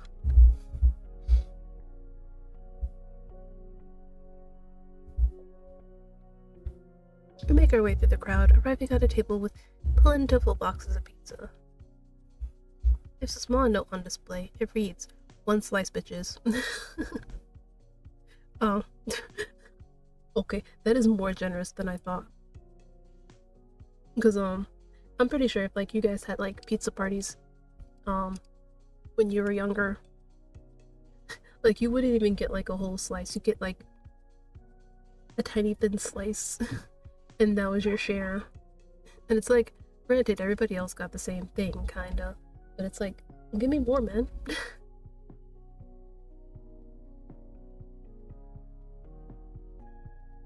But it also kind of reminds me of like my school a little bit, because like they did like a little party celebration thing for like the Lunar New Year, and I will never forget it.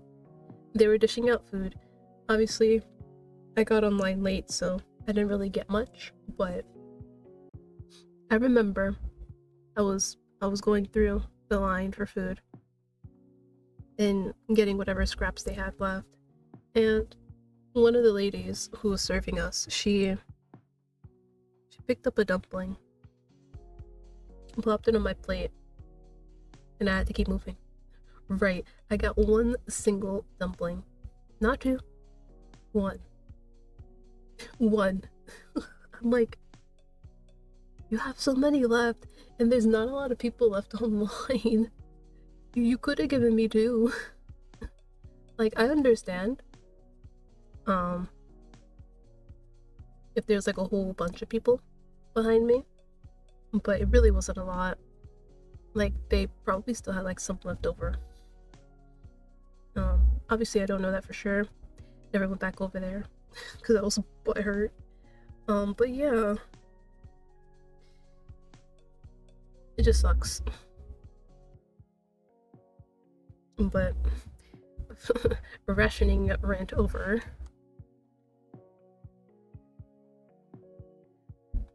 Gwen and I each grab a paper plate and look through the many different pizza combinations they ordered. I don't want cheese in my crust. Wait, that came out a little meaner than I intended. Gwen points to a rather juicy looking pizza. Oh. Sorry. No thank you. I don't really like cheese in my crust. I grab a few slices, going with my gut instinct for what would be good. Sorry! Hey, look. I don't doubt that it's good, but I do not need that extra. I do not need that extra fat. I'm trying to, you know, stay in shape, honey. There's no such thing as bad pizza. Gwen shakes her head vigorously.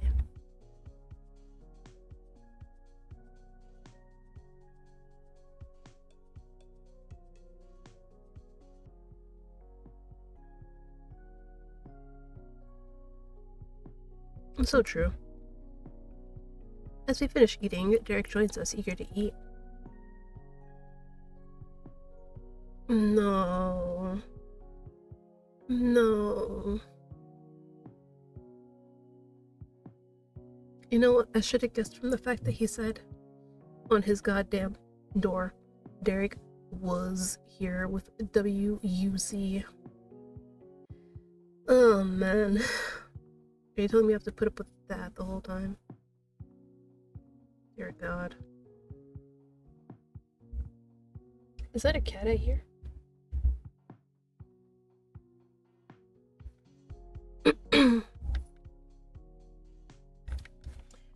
Is that Leo?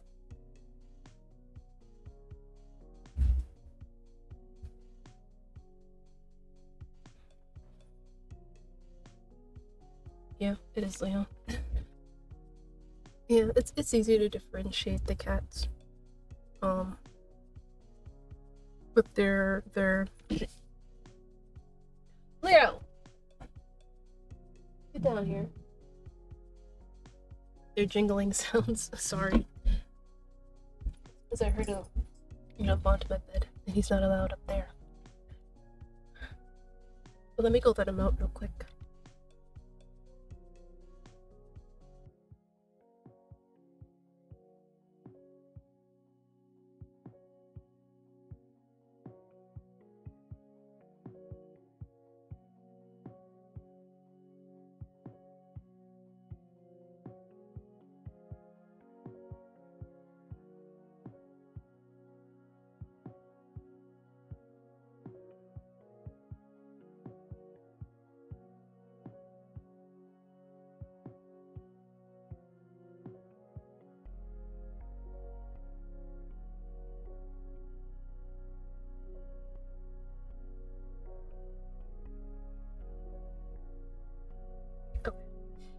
So, yeah. His words are very subtly slurred. Is he a lightweight? Or did he have some already? He excitedly goes for the... See, now that you've committed that atrocity, now I'm gonna have to pick Sven. Like, I was willing to let it go that you use Z's instead of S's, but pineapple pizza? No. No. I draw it there. He excitedly goes for the pineapple pizza, grabbing 3 slices. Damn.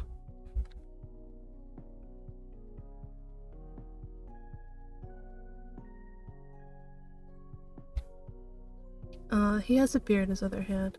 And the way he is acting, I don't think it's his first. That's what I'm telling you. Gwen winces at his choice. Don't worry, girl, I'm with you.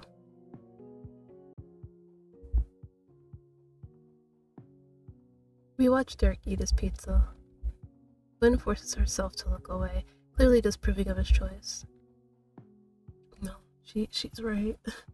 I don't care what anybody says. Pineapple on pizza is terrible. I do not want my fruit mixing with my pizza. I would rather eat my pizza and fruit separate. Who enjoys that?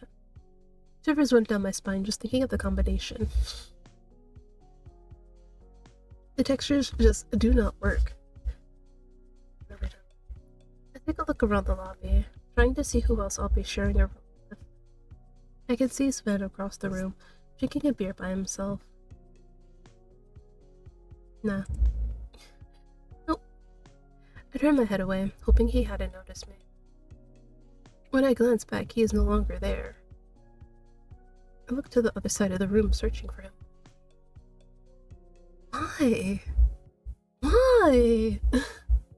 You don't want him to notice you, so why? He isn't there either. Derek looks up above my head. What the fuck? I turn around only to see Sven right behind me.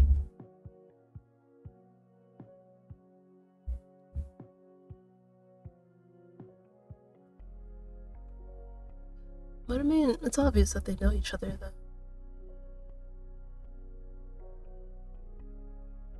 So, maybe he's already been here? Yeah, wait. He must not be new. Oh, I'm so stupid. This man is obviously not new. Because how else would he know that people don't go to orientation? Oh god. Well, I'm glad I realized.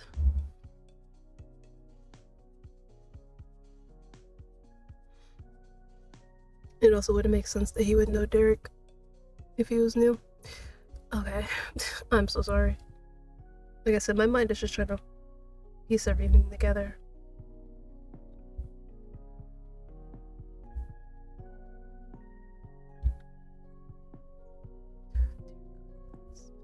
Please.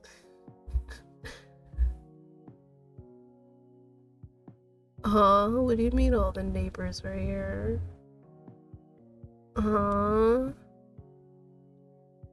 Neighbors?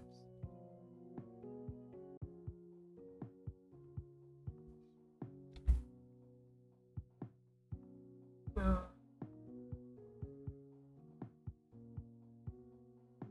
New friendship. Oh dear god. Derek raises his beer can to the air.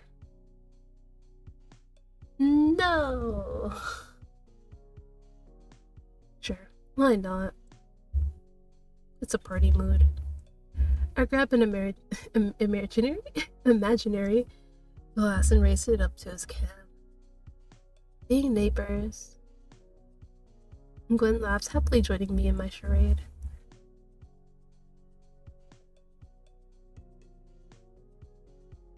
I am management. Right, you can't tell me because I am management. He's like, hey, that's me.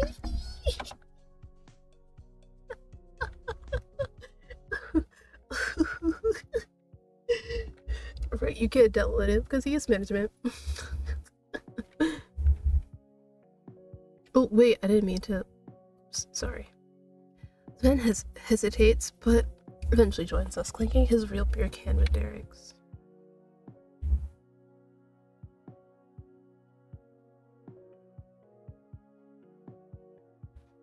Derek downs his beer.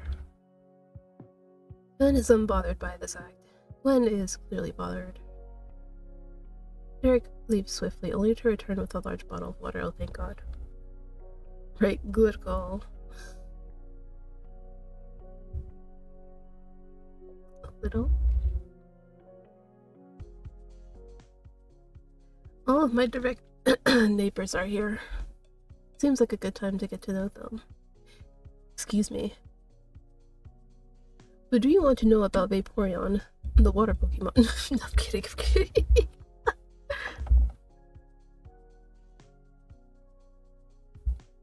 I don't have any questions. Imagine. Alright, let's see what's up with Gwen. I approach Gwen. Hey, Gwen. I did. You? Next she'll say smashingly. So, what do you study? Because I was in the middle of asking her. You got interrupted. Oh, she should know study soon. Me too, actually. She looks at me somewhat surprised. Fashion? Wow, you're calling me fashionable? I love that. You know what? Just for that, I will go into fashion. What gives you that idea? We don't put together. I mean, yeah, that's one way of putting it. I know you did, don't worry. Oh, thanks, Gwen. Thanks. You're not too bad yourself.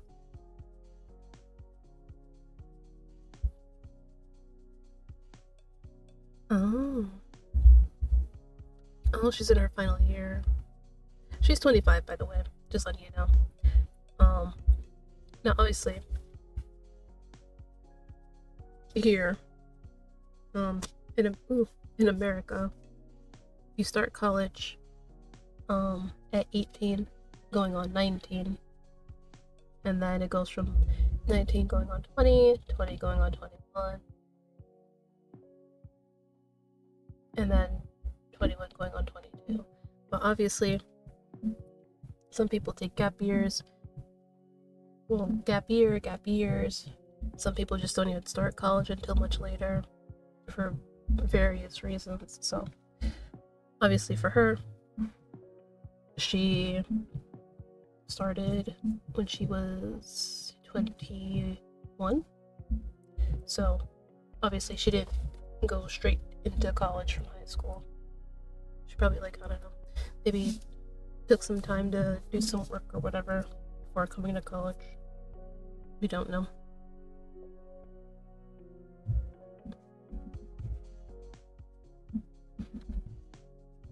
Taking a class with someone I know could make it more enjoyable. Ooh, why my voice turned like that? Maybe I'll take you up on that offer. She smiles. Her smile is so bright, I could swear the sun would be jealous. Alright, you need to chill out.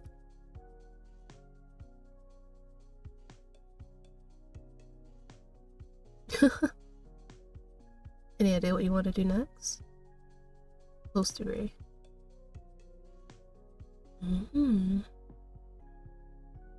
Bakery, but you're so good at cooking, for lack of better words, cultural cuisine. So maybe you could like try having your own kind of like cafe, restaurant. No, cafe. The restaurant is a very, very busy place. I think she might like something more chill. Because if she's thinking of like a bakery, then a cafe is probably up her alley as well. And then like you can do like kind of like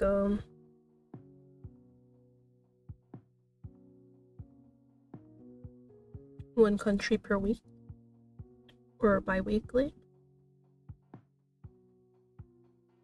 Look at me coming up with like ideas for her business.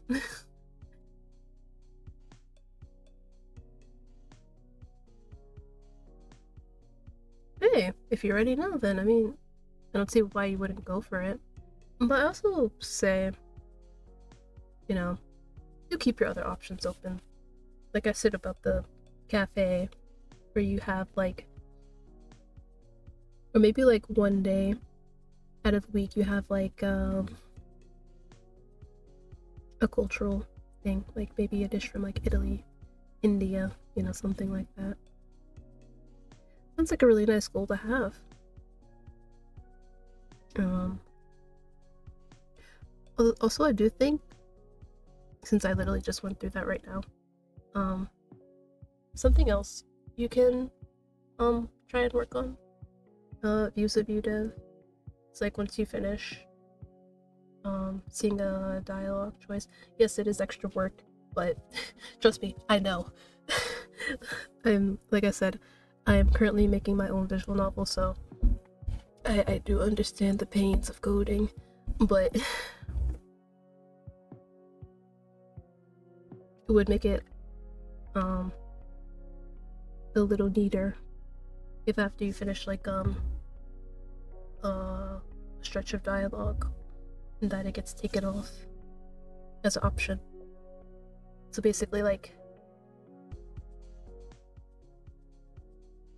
it's like if you've read this already, you'd have like a persistent that would be like, oh, you seen it, you don't show this, basically.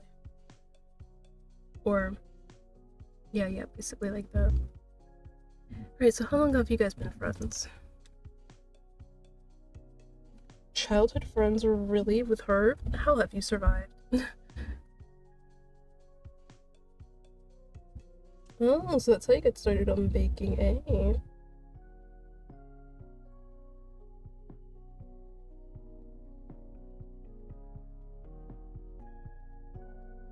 Wow, so you've known each other for a really long time now.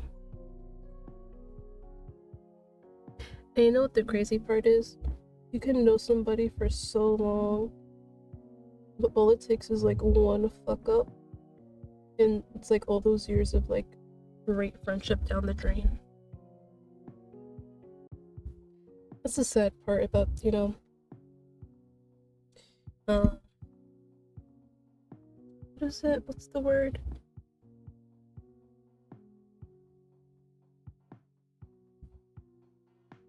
Friendships, I guess. How they can go on for so long, and all it takes is for one person to like fuck everything up like royally. You can just like never get that friendship back.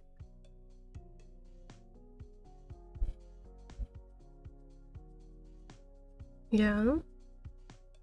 How did you meet? She's like, I don't know. Right, it's like, I mean, granted, it could also be like it's been so long that she literally just forgot. But like, you ever have like those friends where it's like you don't remember how the hell you met, but you just know that you met, and that was it. That was history. See, that's what I'm saying. Like, it's been so long. It's just like she's just always been there. That's amazing. I've never had a friendship like that. You must be incredibly close. That's typically how friendships are as a kid. What about now?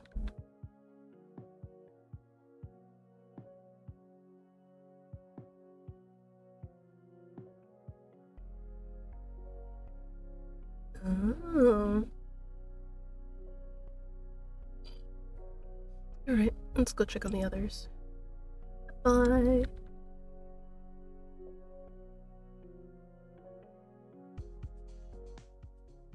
Alright, let's talk to middleman. Middleman. Stop. Hey, Derek. Me? Really? No. Oh, he just welcomed me.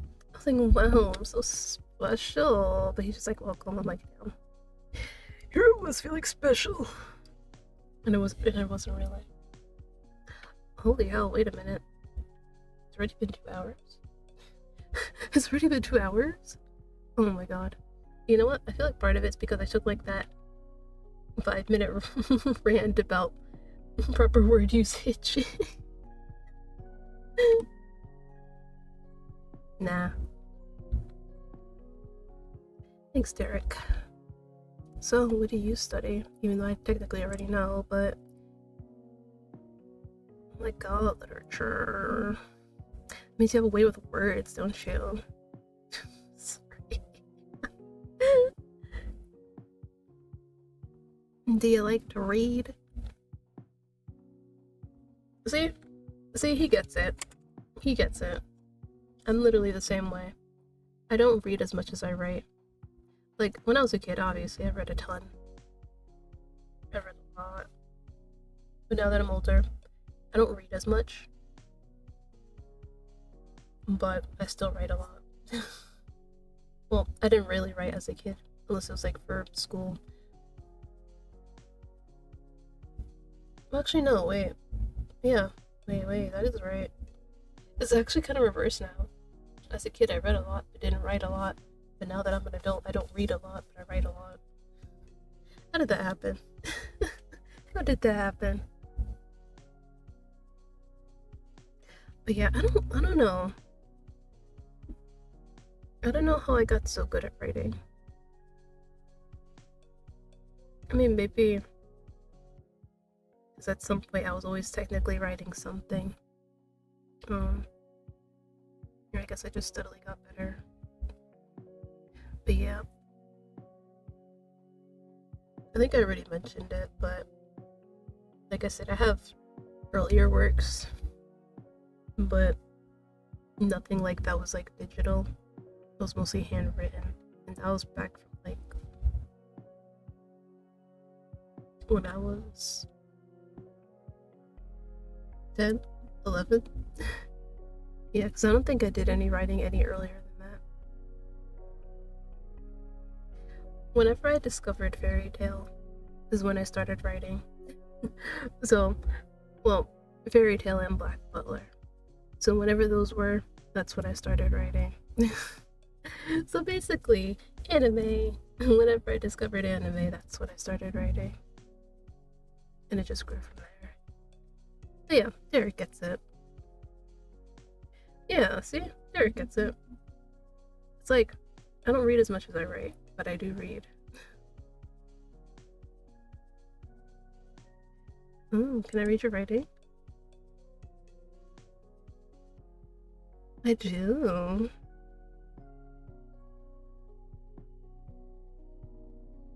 Really? What do you usually write? Oh. Well, see, this is where we differ now. Mine is more creative writing and fan fiction. His is haiku.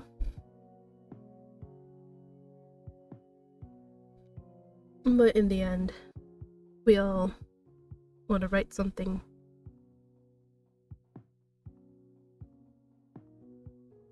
Right. I remember all the little post-it notes he had on his door. Fiction. Fiction. If I recall correctly, fiction is, well, fictional. No, because I always got confused sometimes. And they would just like to have to remind us. So, like, fictional means like fake. And fictional is real life. I mean, non-fiction is real life. I'm like, oh, okay.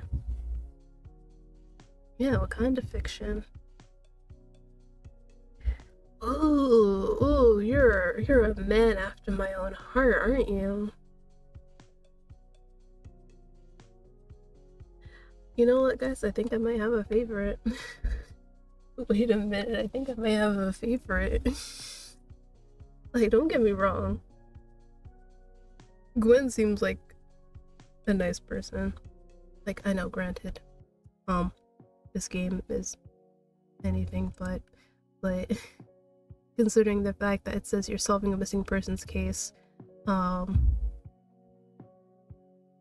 so Sven was obviously being creepy, and the fact that it says It's a psychological thriller that has violence, gore, and graphic violence. Oh, like I said, I don't know what to expect.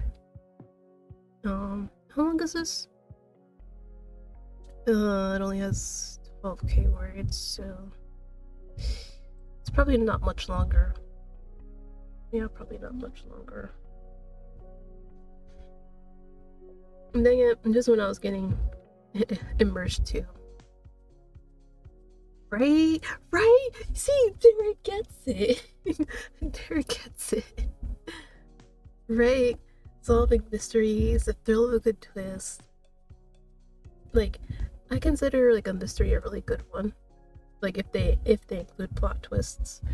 If the plot twist you just never see coming, but it's incorporated so well that if you generally like look back at the story, it's like, oh, wait, if you think about it like this, then all their actions make sense, right? Like, I think I'm also kind of thinking of like twist villains, or like, you know, basically the premise of a twist villain is that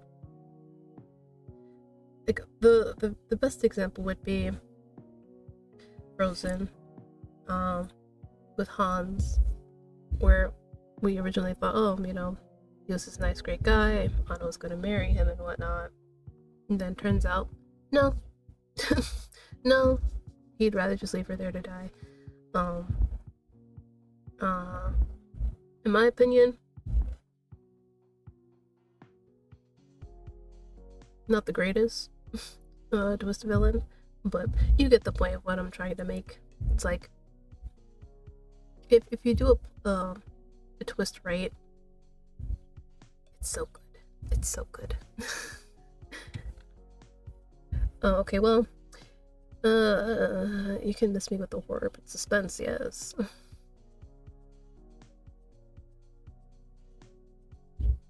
Oh, I'm not good at writing horror. I like to think I'm okay, but that's the thing with like writing mysteries. It's like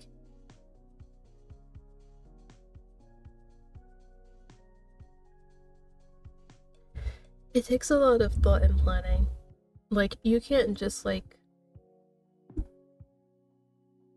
do what I do. Basically I write without structure. Like I know a lot of writers don't do that. They have like kind of like a structured outline, like this is what's going to be in the beginning, this is what's going to be in the middle, this is how it's going to end, and basically they just fill in the blanks from there, kind of thing. Whereas with me, I basically like get a theme, get my characters, and I just write. That's basically how I do it. So that's like the number one thing with like writing mystery stories. You have to do that structure. You have to plot out what this is gonna be, what that's gonna be, how this mystery will be unveiled. Like you just have to like do like a lot of thinking and planning with it. And considering like his main thing is like haikus, which is more like for lack of a better word, free-spirited kind of thing. And basically all you really have to do with it is just do like the 575. It's very different from writing like a mystery novel, where like I said, you have to plot out stuff. It's like this mystery will go here, and this mystery that goes here connects with the mystery that happens near the end of the story because of this. It's like, oh. So yeah, if you ever plan to write a mystery, guys, make sure you have that structure of what goes where, what happens when, who does what, because if you don't, you yourself are going to get confused, and if you're confused, your reader's going to be confused. Oh no.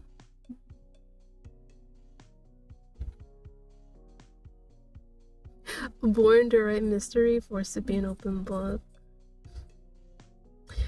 Born to be a VTuber, forced to be an adult.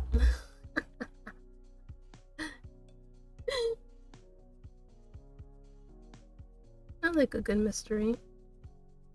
Can I try solving your twists?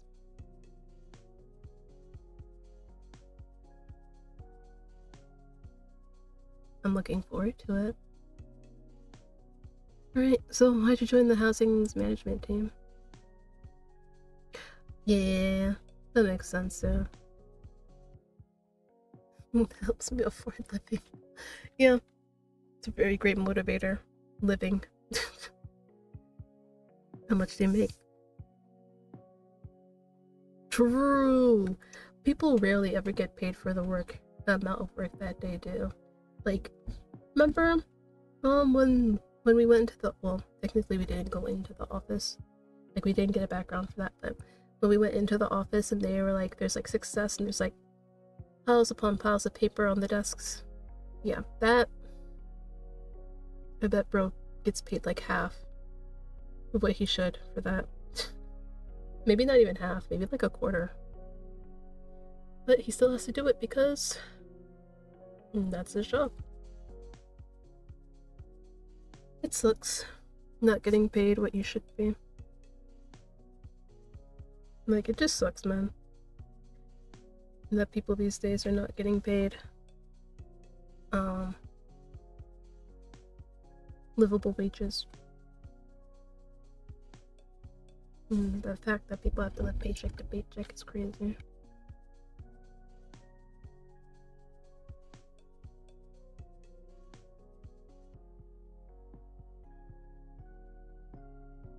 That's really sweet.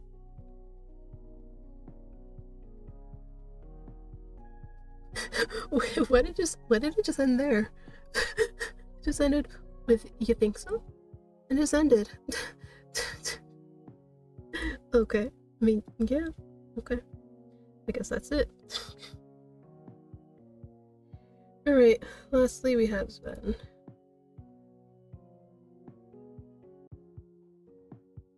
Yeah. Bye.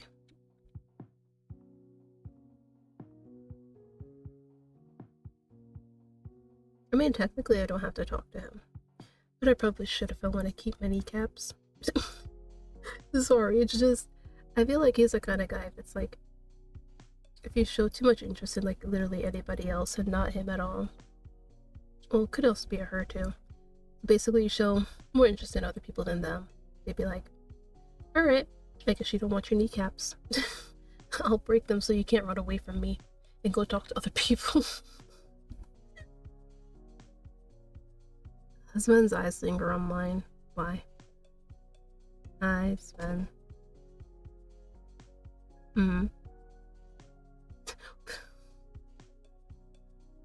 So, what do you study? Yeah. You must be really good at drawing then.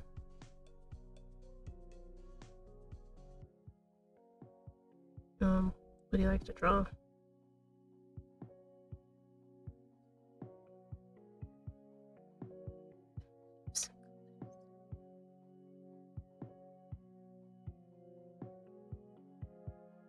Okay.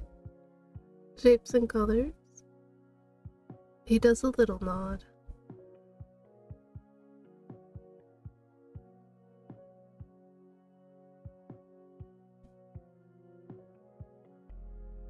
And that was the entire conversation. He was just like, yeah, shapes and colors. And nothing else.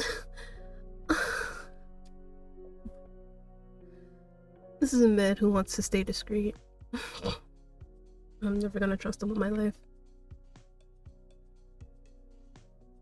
I mean, I know technically I'm supposed to be having a staring contest, but like... Okay.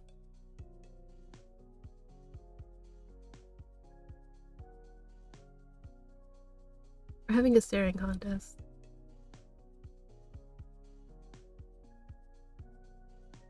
I love how he just progressively gets redder.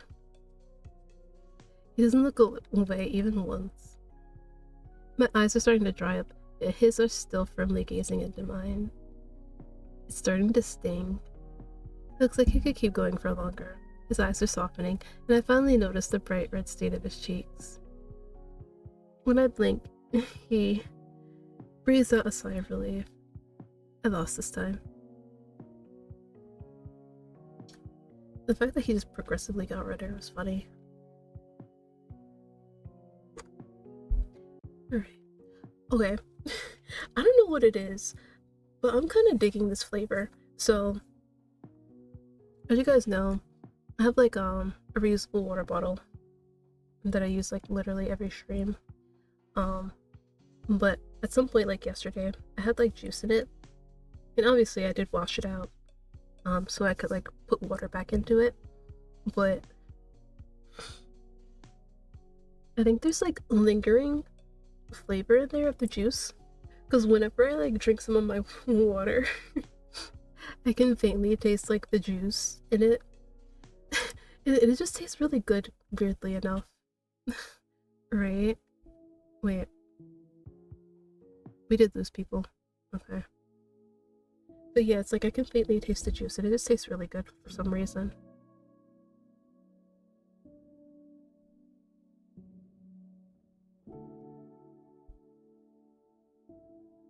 Ooh, breakfast bar. Oh, you know what you should do? Listen, if you're gonna be adding stuff in there, please, I'm begging you, season them eggs. I'm sorry. It's just, I love seasoned eggs. Make sure they're seasoned and put peppers in them. That's some really good shit. Well, onions and peppers. Sorry. Yeah, at this point I'm just like ordering my own kind of food. Bye. Oh, so right, because she's been here pretty long. Oh, I guess Sven is relatively new. Derek vanishes, humming a fun little tune. I'm gonna go back to my room. Lynn has been tapping her foot for a while, glancing all over the room, probably looking for Bee.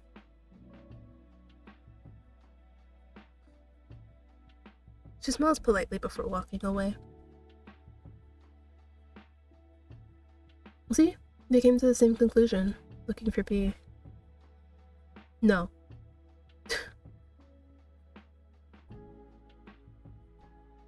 Damn it. They're basically like, they're like, hey, either you go with Gwen, or you can go to your room with Sven. Can't I just go by myself? Can't I just be like, no, I'll go by myself? But I mean, I guess, because technically we are going the same way. Man, I hate this. Fine. I want to go back to my room anyway. Ooh, we catch Derek on the elevator. As the doors slide closed, he places his foot between them so that it would open back up for us. Oh, so sweet. Thank you. Yeah. I mean, well, technically I still have some stuff to unpack, but for the most part, yeah.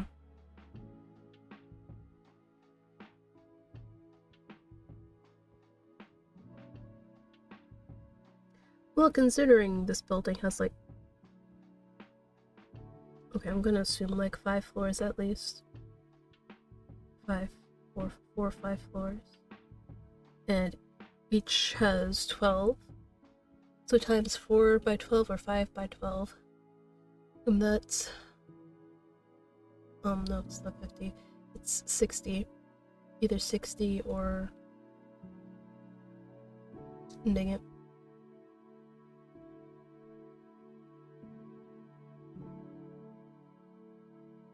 $56? Right? Hold on. What's 12 times 4? Right. Oh, 48. I can't math. I can't math. But, yeah, even still, it's like either 48 or 56. Not 56. It's either 48 or 60 people altogether, depending on how many floors there are. So, yeah, technically, that would be a lot of people.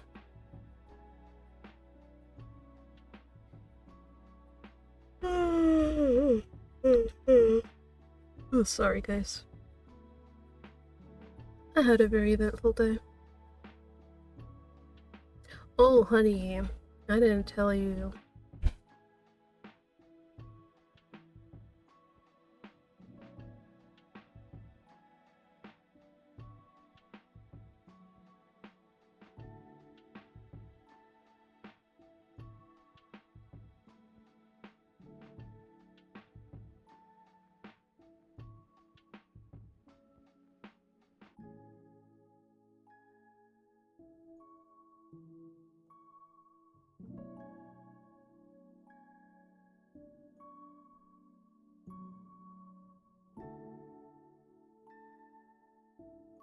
Sorry, sis came in. But basically, honey, I didn't tell you. I got harassed on the train station platform. It is.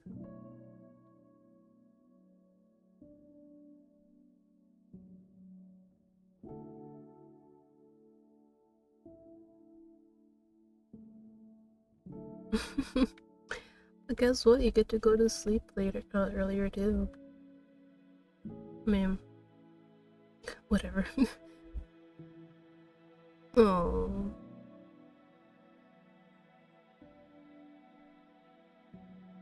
Yep. Right. Because you're waking up early, which means you don't have to stay late to clean up. It's all fair. I swear, if he doesn't say eggs and bacon, might as well just not go. Sven just wants the free food. Can you blame him? Right, honestly. Like, what's wrong with free food? It's like, you're paying to go here. You might as well get your money's worth of free food.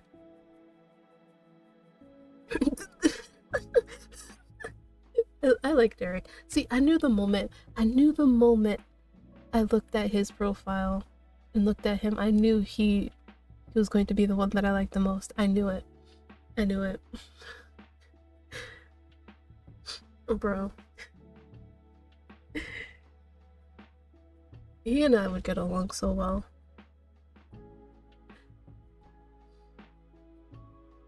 We continue chatting all the way to our doors.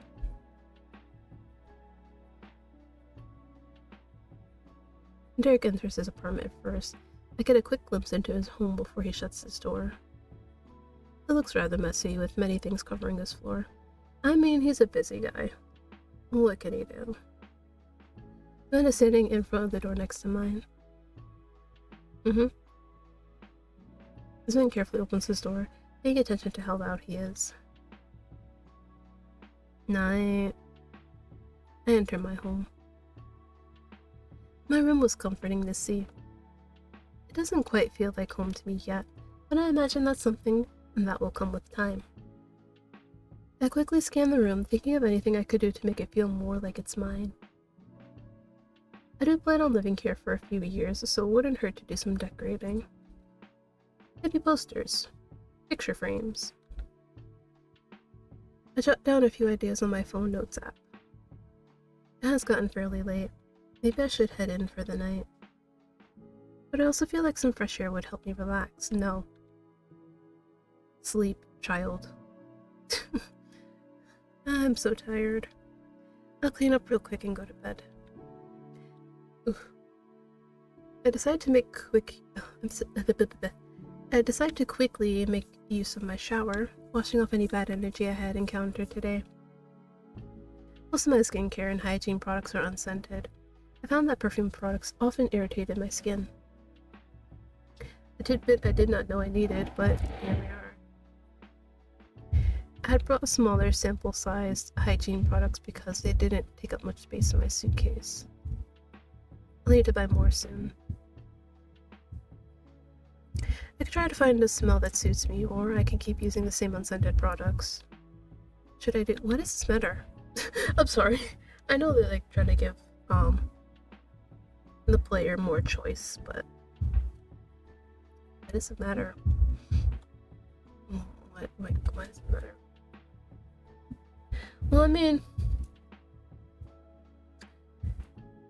maybe Maybe I should try to get something scented, so that way I know if Sven had been using my stuff when I'm not around, so I could smell it on him. Be like, but of course you could just like reason it away that like, oh,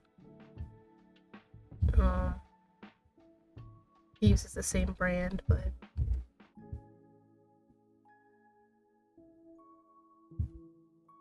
yeah, I'll just stick to unscented. Oh, Lee, you good? I think Lee needs to be put out. 1 second.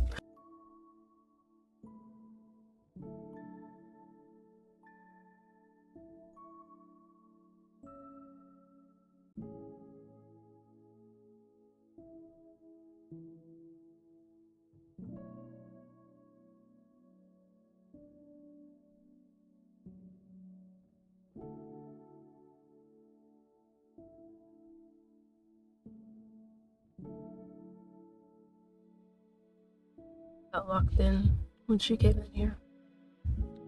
It's too risky to try something new. My skin's pH balance is way too sensitive for change. Fresh and clean, I walk out the shower and change into my PJs. I slip into my bed, nice and comfortable. The bedding is soft and cold. Oh, yes. It has been used.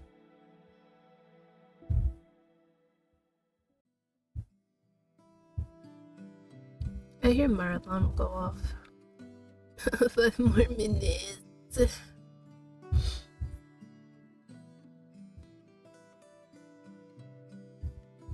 Fine, I'll get up.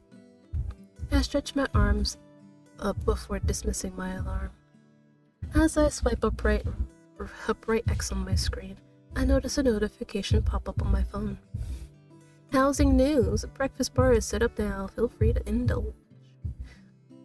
You better run. You better run.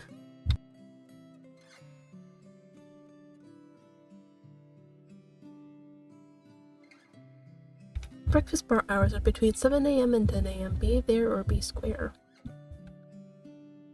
Is this what Derek mentioned last night? I hurriedly get ready. I'm not going to miss opportunity of a free breakfast. Good on you. After getting dressed, I make my way to the lobby.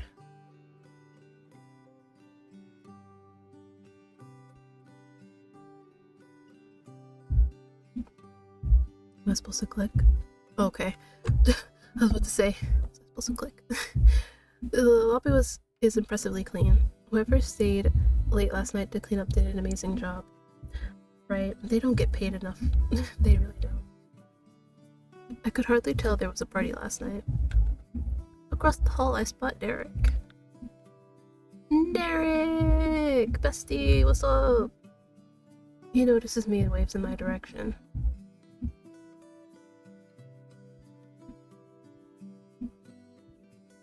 No. You know it. Did you prepare all of this? Where last night's many pizza boxes used to be, there was now a lovely little breakfast bar. Baked goods, different jam options, all sorts of fruits. There are different cereals, a mini fridge full of milk options, coffee, tea, bread, and a few toasters. So, what I'm hearing is nothing cooked. I'm sorry. I came all the way down because you said there's a breakfast bar. And nothing cooked. Okay. Here I was thinking, oh, maybe we might get some eggs and bacon, eggs and sausage or something. No. They went all out with this. Management restricted us to 3 slices of pizza last night because they weren't rich, but this whole setup says otherwise.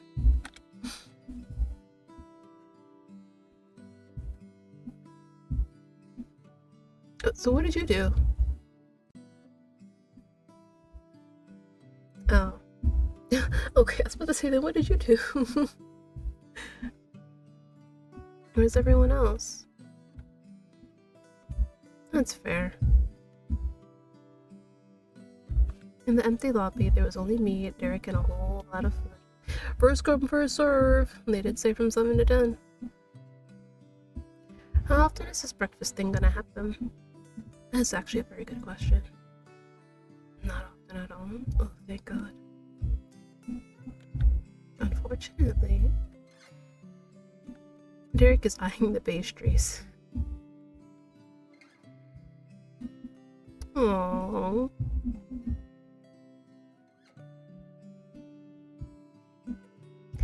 Just take it. Derek is so me though. Only if I get first pick. I think we threw off my food options, stuttering with some of the names. Marmalade. Does it mean marmalade? He holds up a jar of marmalade.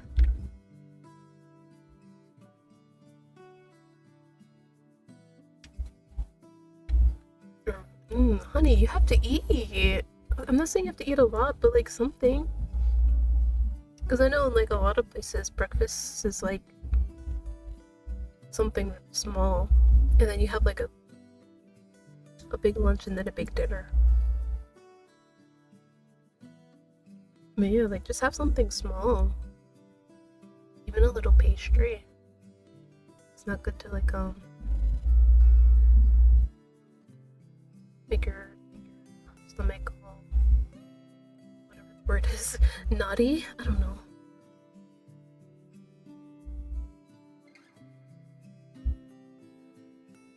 I gather a little plate full of goodies. A little pastry, a bit of jam, some fruit. I'll take full advantage of the free meal. Derek follows my lead, eagerly grabbing a chocolatine and a slice of toast. He loads his toast with butter and jam before grabbing another slice, crafting the perfect PB&J. Wait. Do you mean peanut butter or butter? Because those are two different things. I mean, I guess considering this with perfect PB&J, I'm guessing it's peanut butter. See, here we go again. Like I said, words are important. Because I'm pretty sure you all thought butter too, like a stick of butter that you basically put on like your toast, or like you basically like see on top of like pancakes, that kind of butter.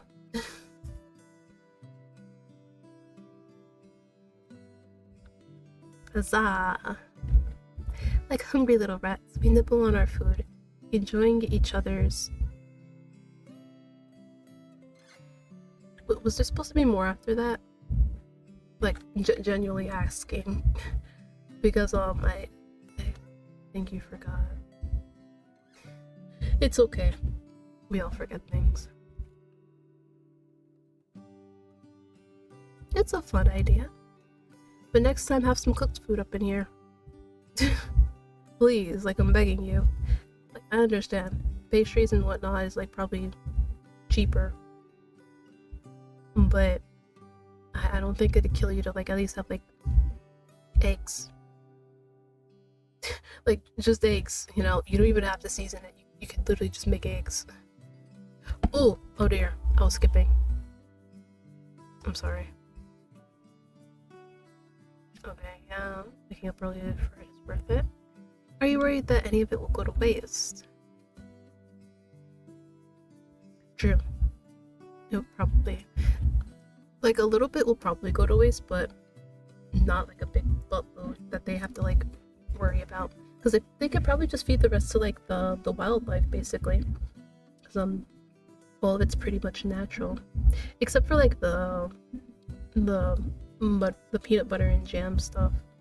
But, like, the pastries, well, unless the pastries have, like,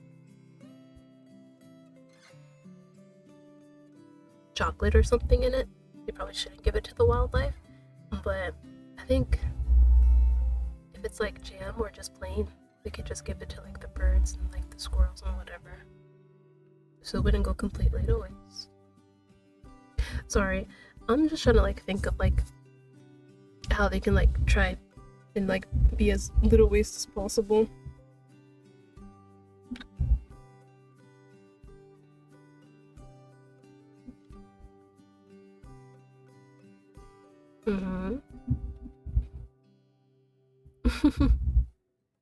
Right on cue, almost like they were listening in on our conversation, the elevator rings.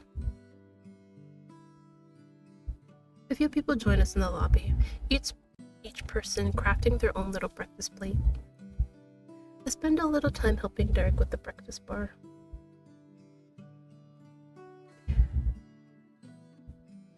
I'm guessing I only get to ask one of these, so I will save, because I may want to come back and ask something different. Let's see.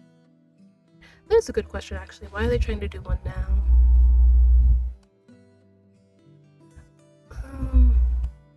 Unless I do get to ask all of them. I don't know. We'll just say move on with breakfast, so maybe I do get to ask. So yeah, why are you trying to do one now?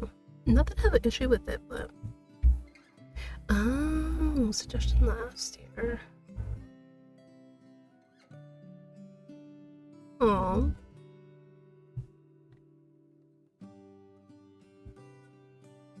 True. People do like to feel special, me included. But isn't that what last night was? You're so right, though. Like, when you're having a late night pizza party, bro, you're expected to, like, turn up and, like, act all wild and crazy and shit.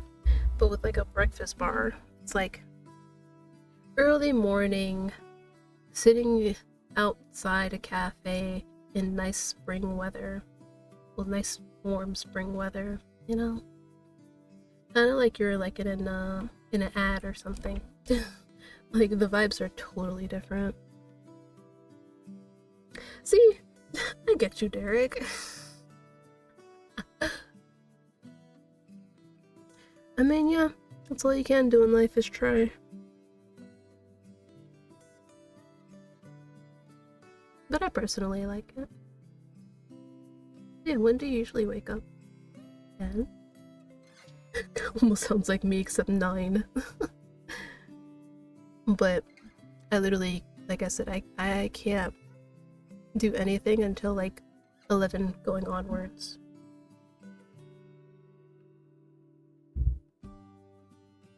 Like 10, it's like, kinda. But definitely 11 onwards, I'm awake, I'm alert, and I can do things that require my alertness. But anytime before that, hell no. Which is why I can never, like, have a job that, like, starts at, like, 7 or 8 in the morning. I could never. I can't. I literally just cannot. Which is why the previous job I was working was so good, because the hours were, like, exactly what I needed. But they only needed me for a month.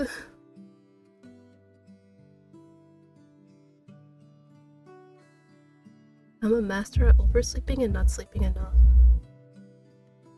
Unfortunately, I'm only a master at not sleeping enough.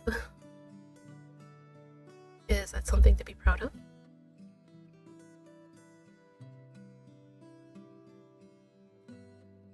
You know what? Fair enough. Alright, what's your favorite thing here? No, I didn't mean the food. Unless I did actually mean the food.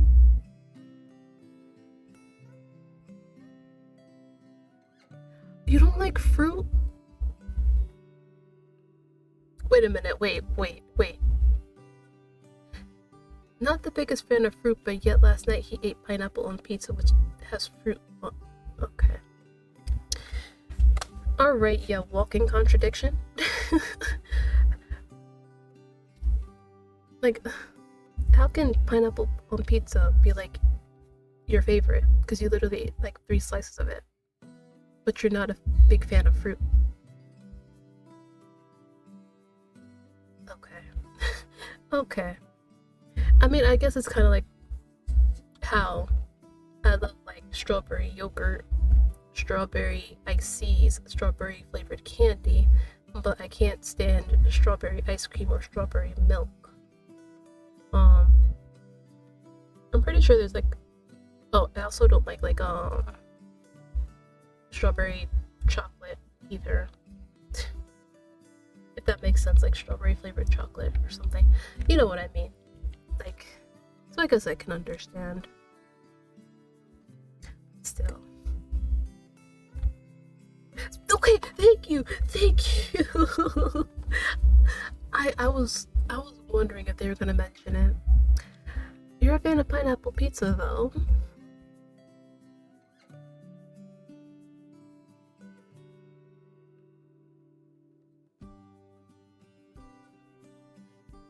Oh, okay.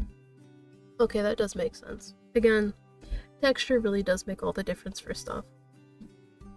Cause like you could say, oh, you know, maybe you just don't like strawberry and like dairy products, but no, because technically yogurt is dairy, but I like that. But I don't like it as milk or ice cream or you know, like Pocky. I don't like strawberry flavored stuff like that. Yeah, it's just I think with that it just really depends on like how they flavor it and the texture of whatever I'm eating. I guess I don't know. So yeah, I get them. So that means he'll eat fruit if it's fruit on something. So what about like apple pie? Do you think he'd eat that? Because it's not just the fruit. It's not just apple. It's like apple baked into obviously like pie. I wonder. I kind of wish I could ask him.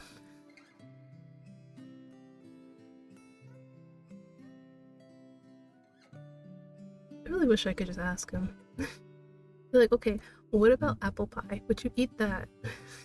Because technically it's not just the fruit, it's also like the pie dough and whatever. In an hour and a half, almost all the food had been eaten.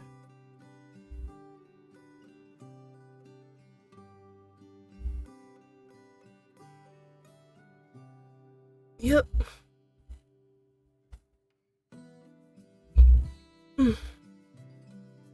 His first message said it would be. His first message said it would last till 10 a.m., but it was now 8:30. No, I'm telling you guys, that's exactly how it was with like I said, the Lunar New Year celebration we had at my school, where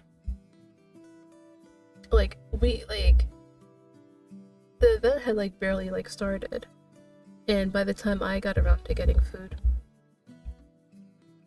most of it was pretty much gone, except for like the little scraps that were left. I was like, bro, what? Like we just started. Where'd everything go? I'm just glad I got early enough to know. I'm just glad I got. Okay, I think they mean I got here early enough to reap the benefits of living here.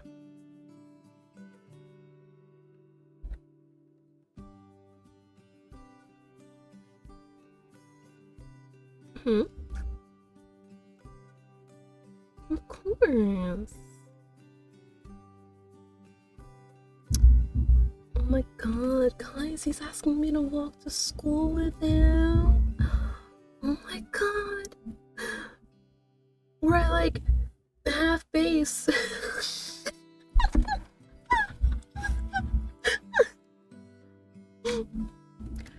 No, let's go.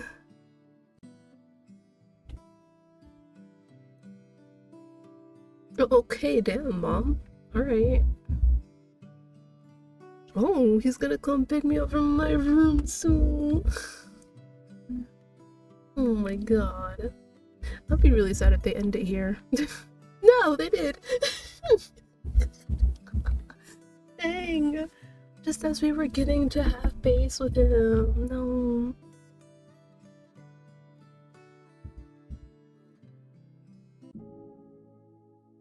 But you know what? I think this will be a good one. Like, as long as they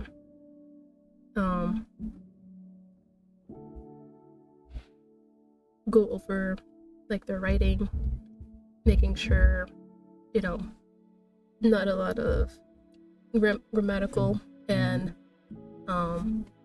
punctuation errors, making sure that words are like clearly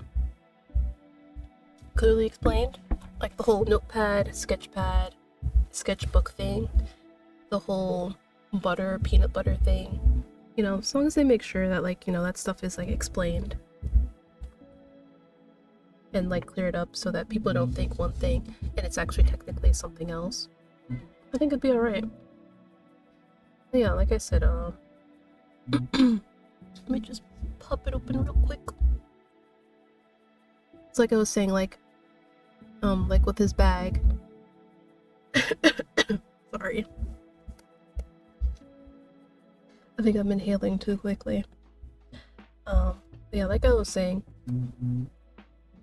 with how big his bag is, saying a notepad would probably be better instead of them saying the sketchbook, sketchpad, whatever they said. So yeah, like I said, as long as they, you know, just, you know, look that stuff over, make sure it's all good, I think it could be a really good one. Use of you. Like you guys clearly saw that I was very into the characters. Like I had a lot to say, which is good for a visual novel. Like the worst thing you could have is like a game, and when people are playing it, they don't say a whole lot. So that means either your story isn't engaging enough, or it's just not connecting. Now, of course, there's obviously going to be stuff that people just don't vibe with in general, and that's okay. But you have to be able to tell the difference between whether it's just not a story for somebody, or if there's like a bigger problem there, you know. So that was Views of You. I know I did read like some of the warnings that they had.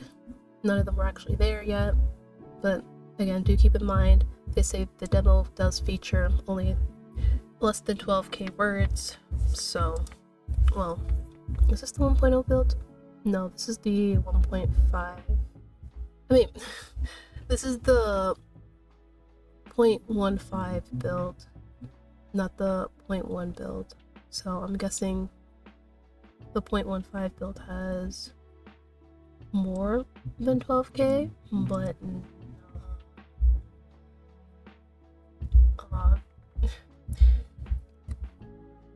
so yeah, they'll probably eventually get into making more.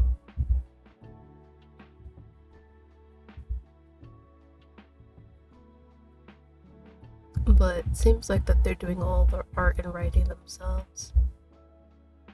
Okay. I mean, yeah, that does make sense.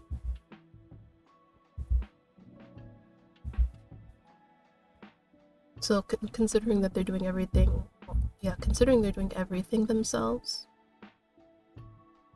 like the biggest part of a visual novel is the writing and the art, and I mean the programming too, but yeah, considering that they're doing all of it by themselves, kind of like I am, yeah, it's not going to be updated often, because again, like I said, the work is not being divided. So they probably have these days are for that, and these days are for this. So yeah, that was Views of You. And I will go ahead and end stream.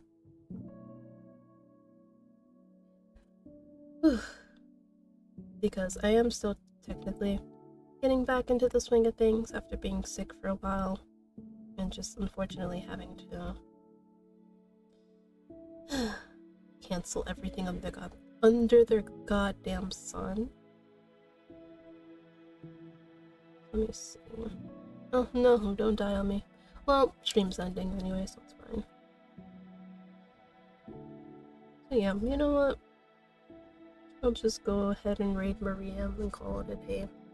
Thank you guys for watching. Like I said, I will be playing this week by ear, but the week is pretty much almost over. So tomorrow, I will be continuing Detroit, Become Human. Obviously I will let you guys know in the Discord server.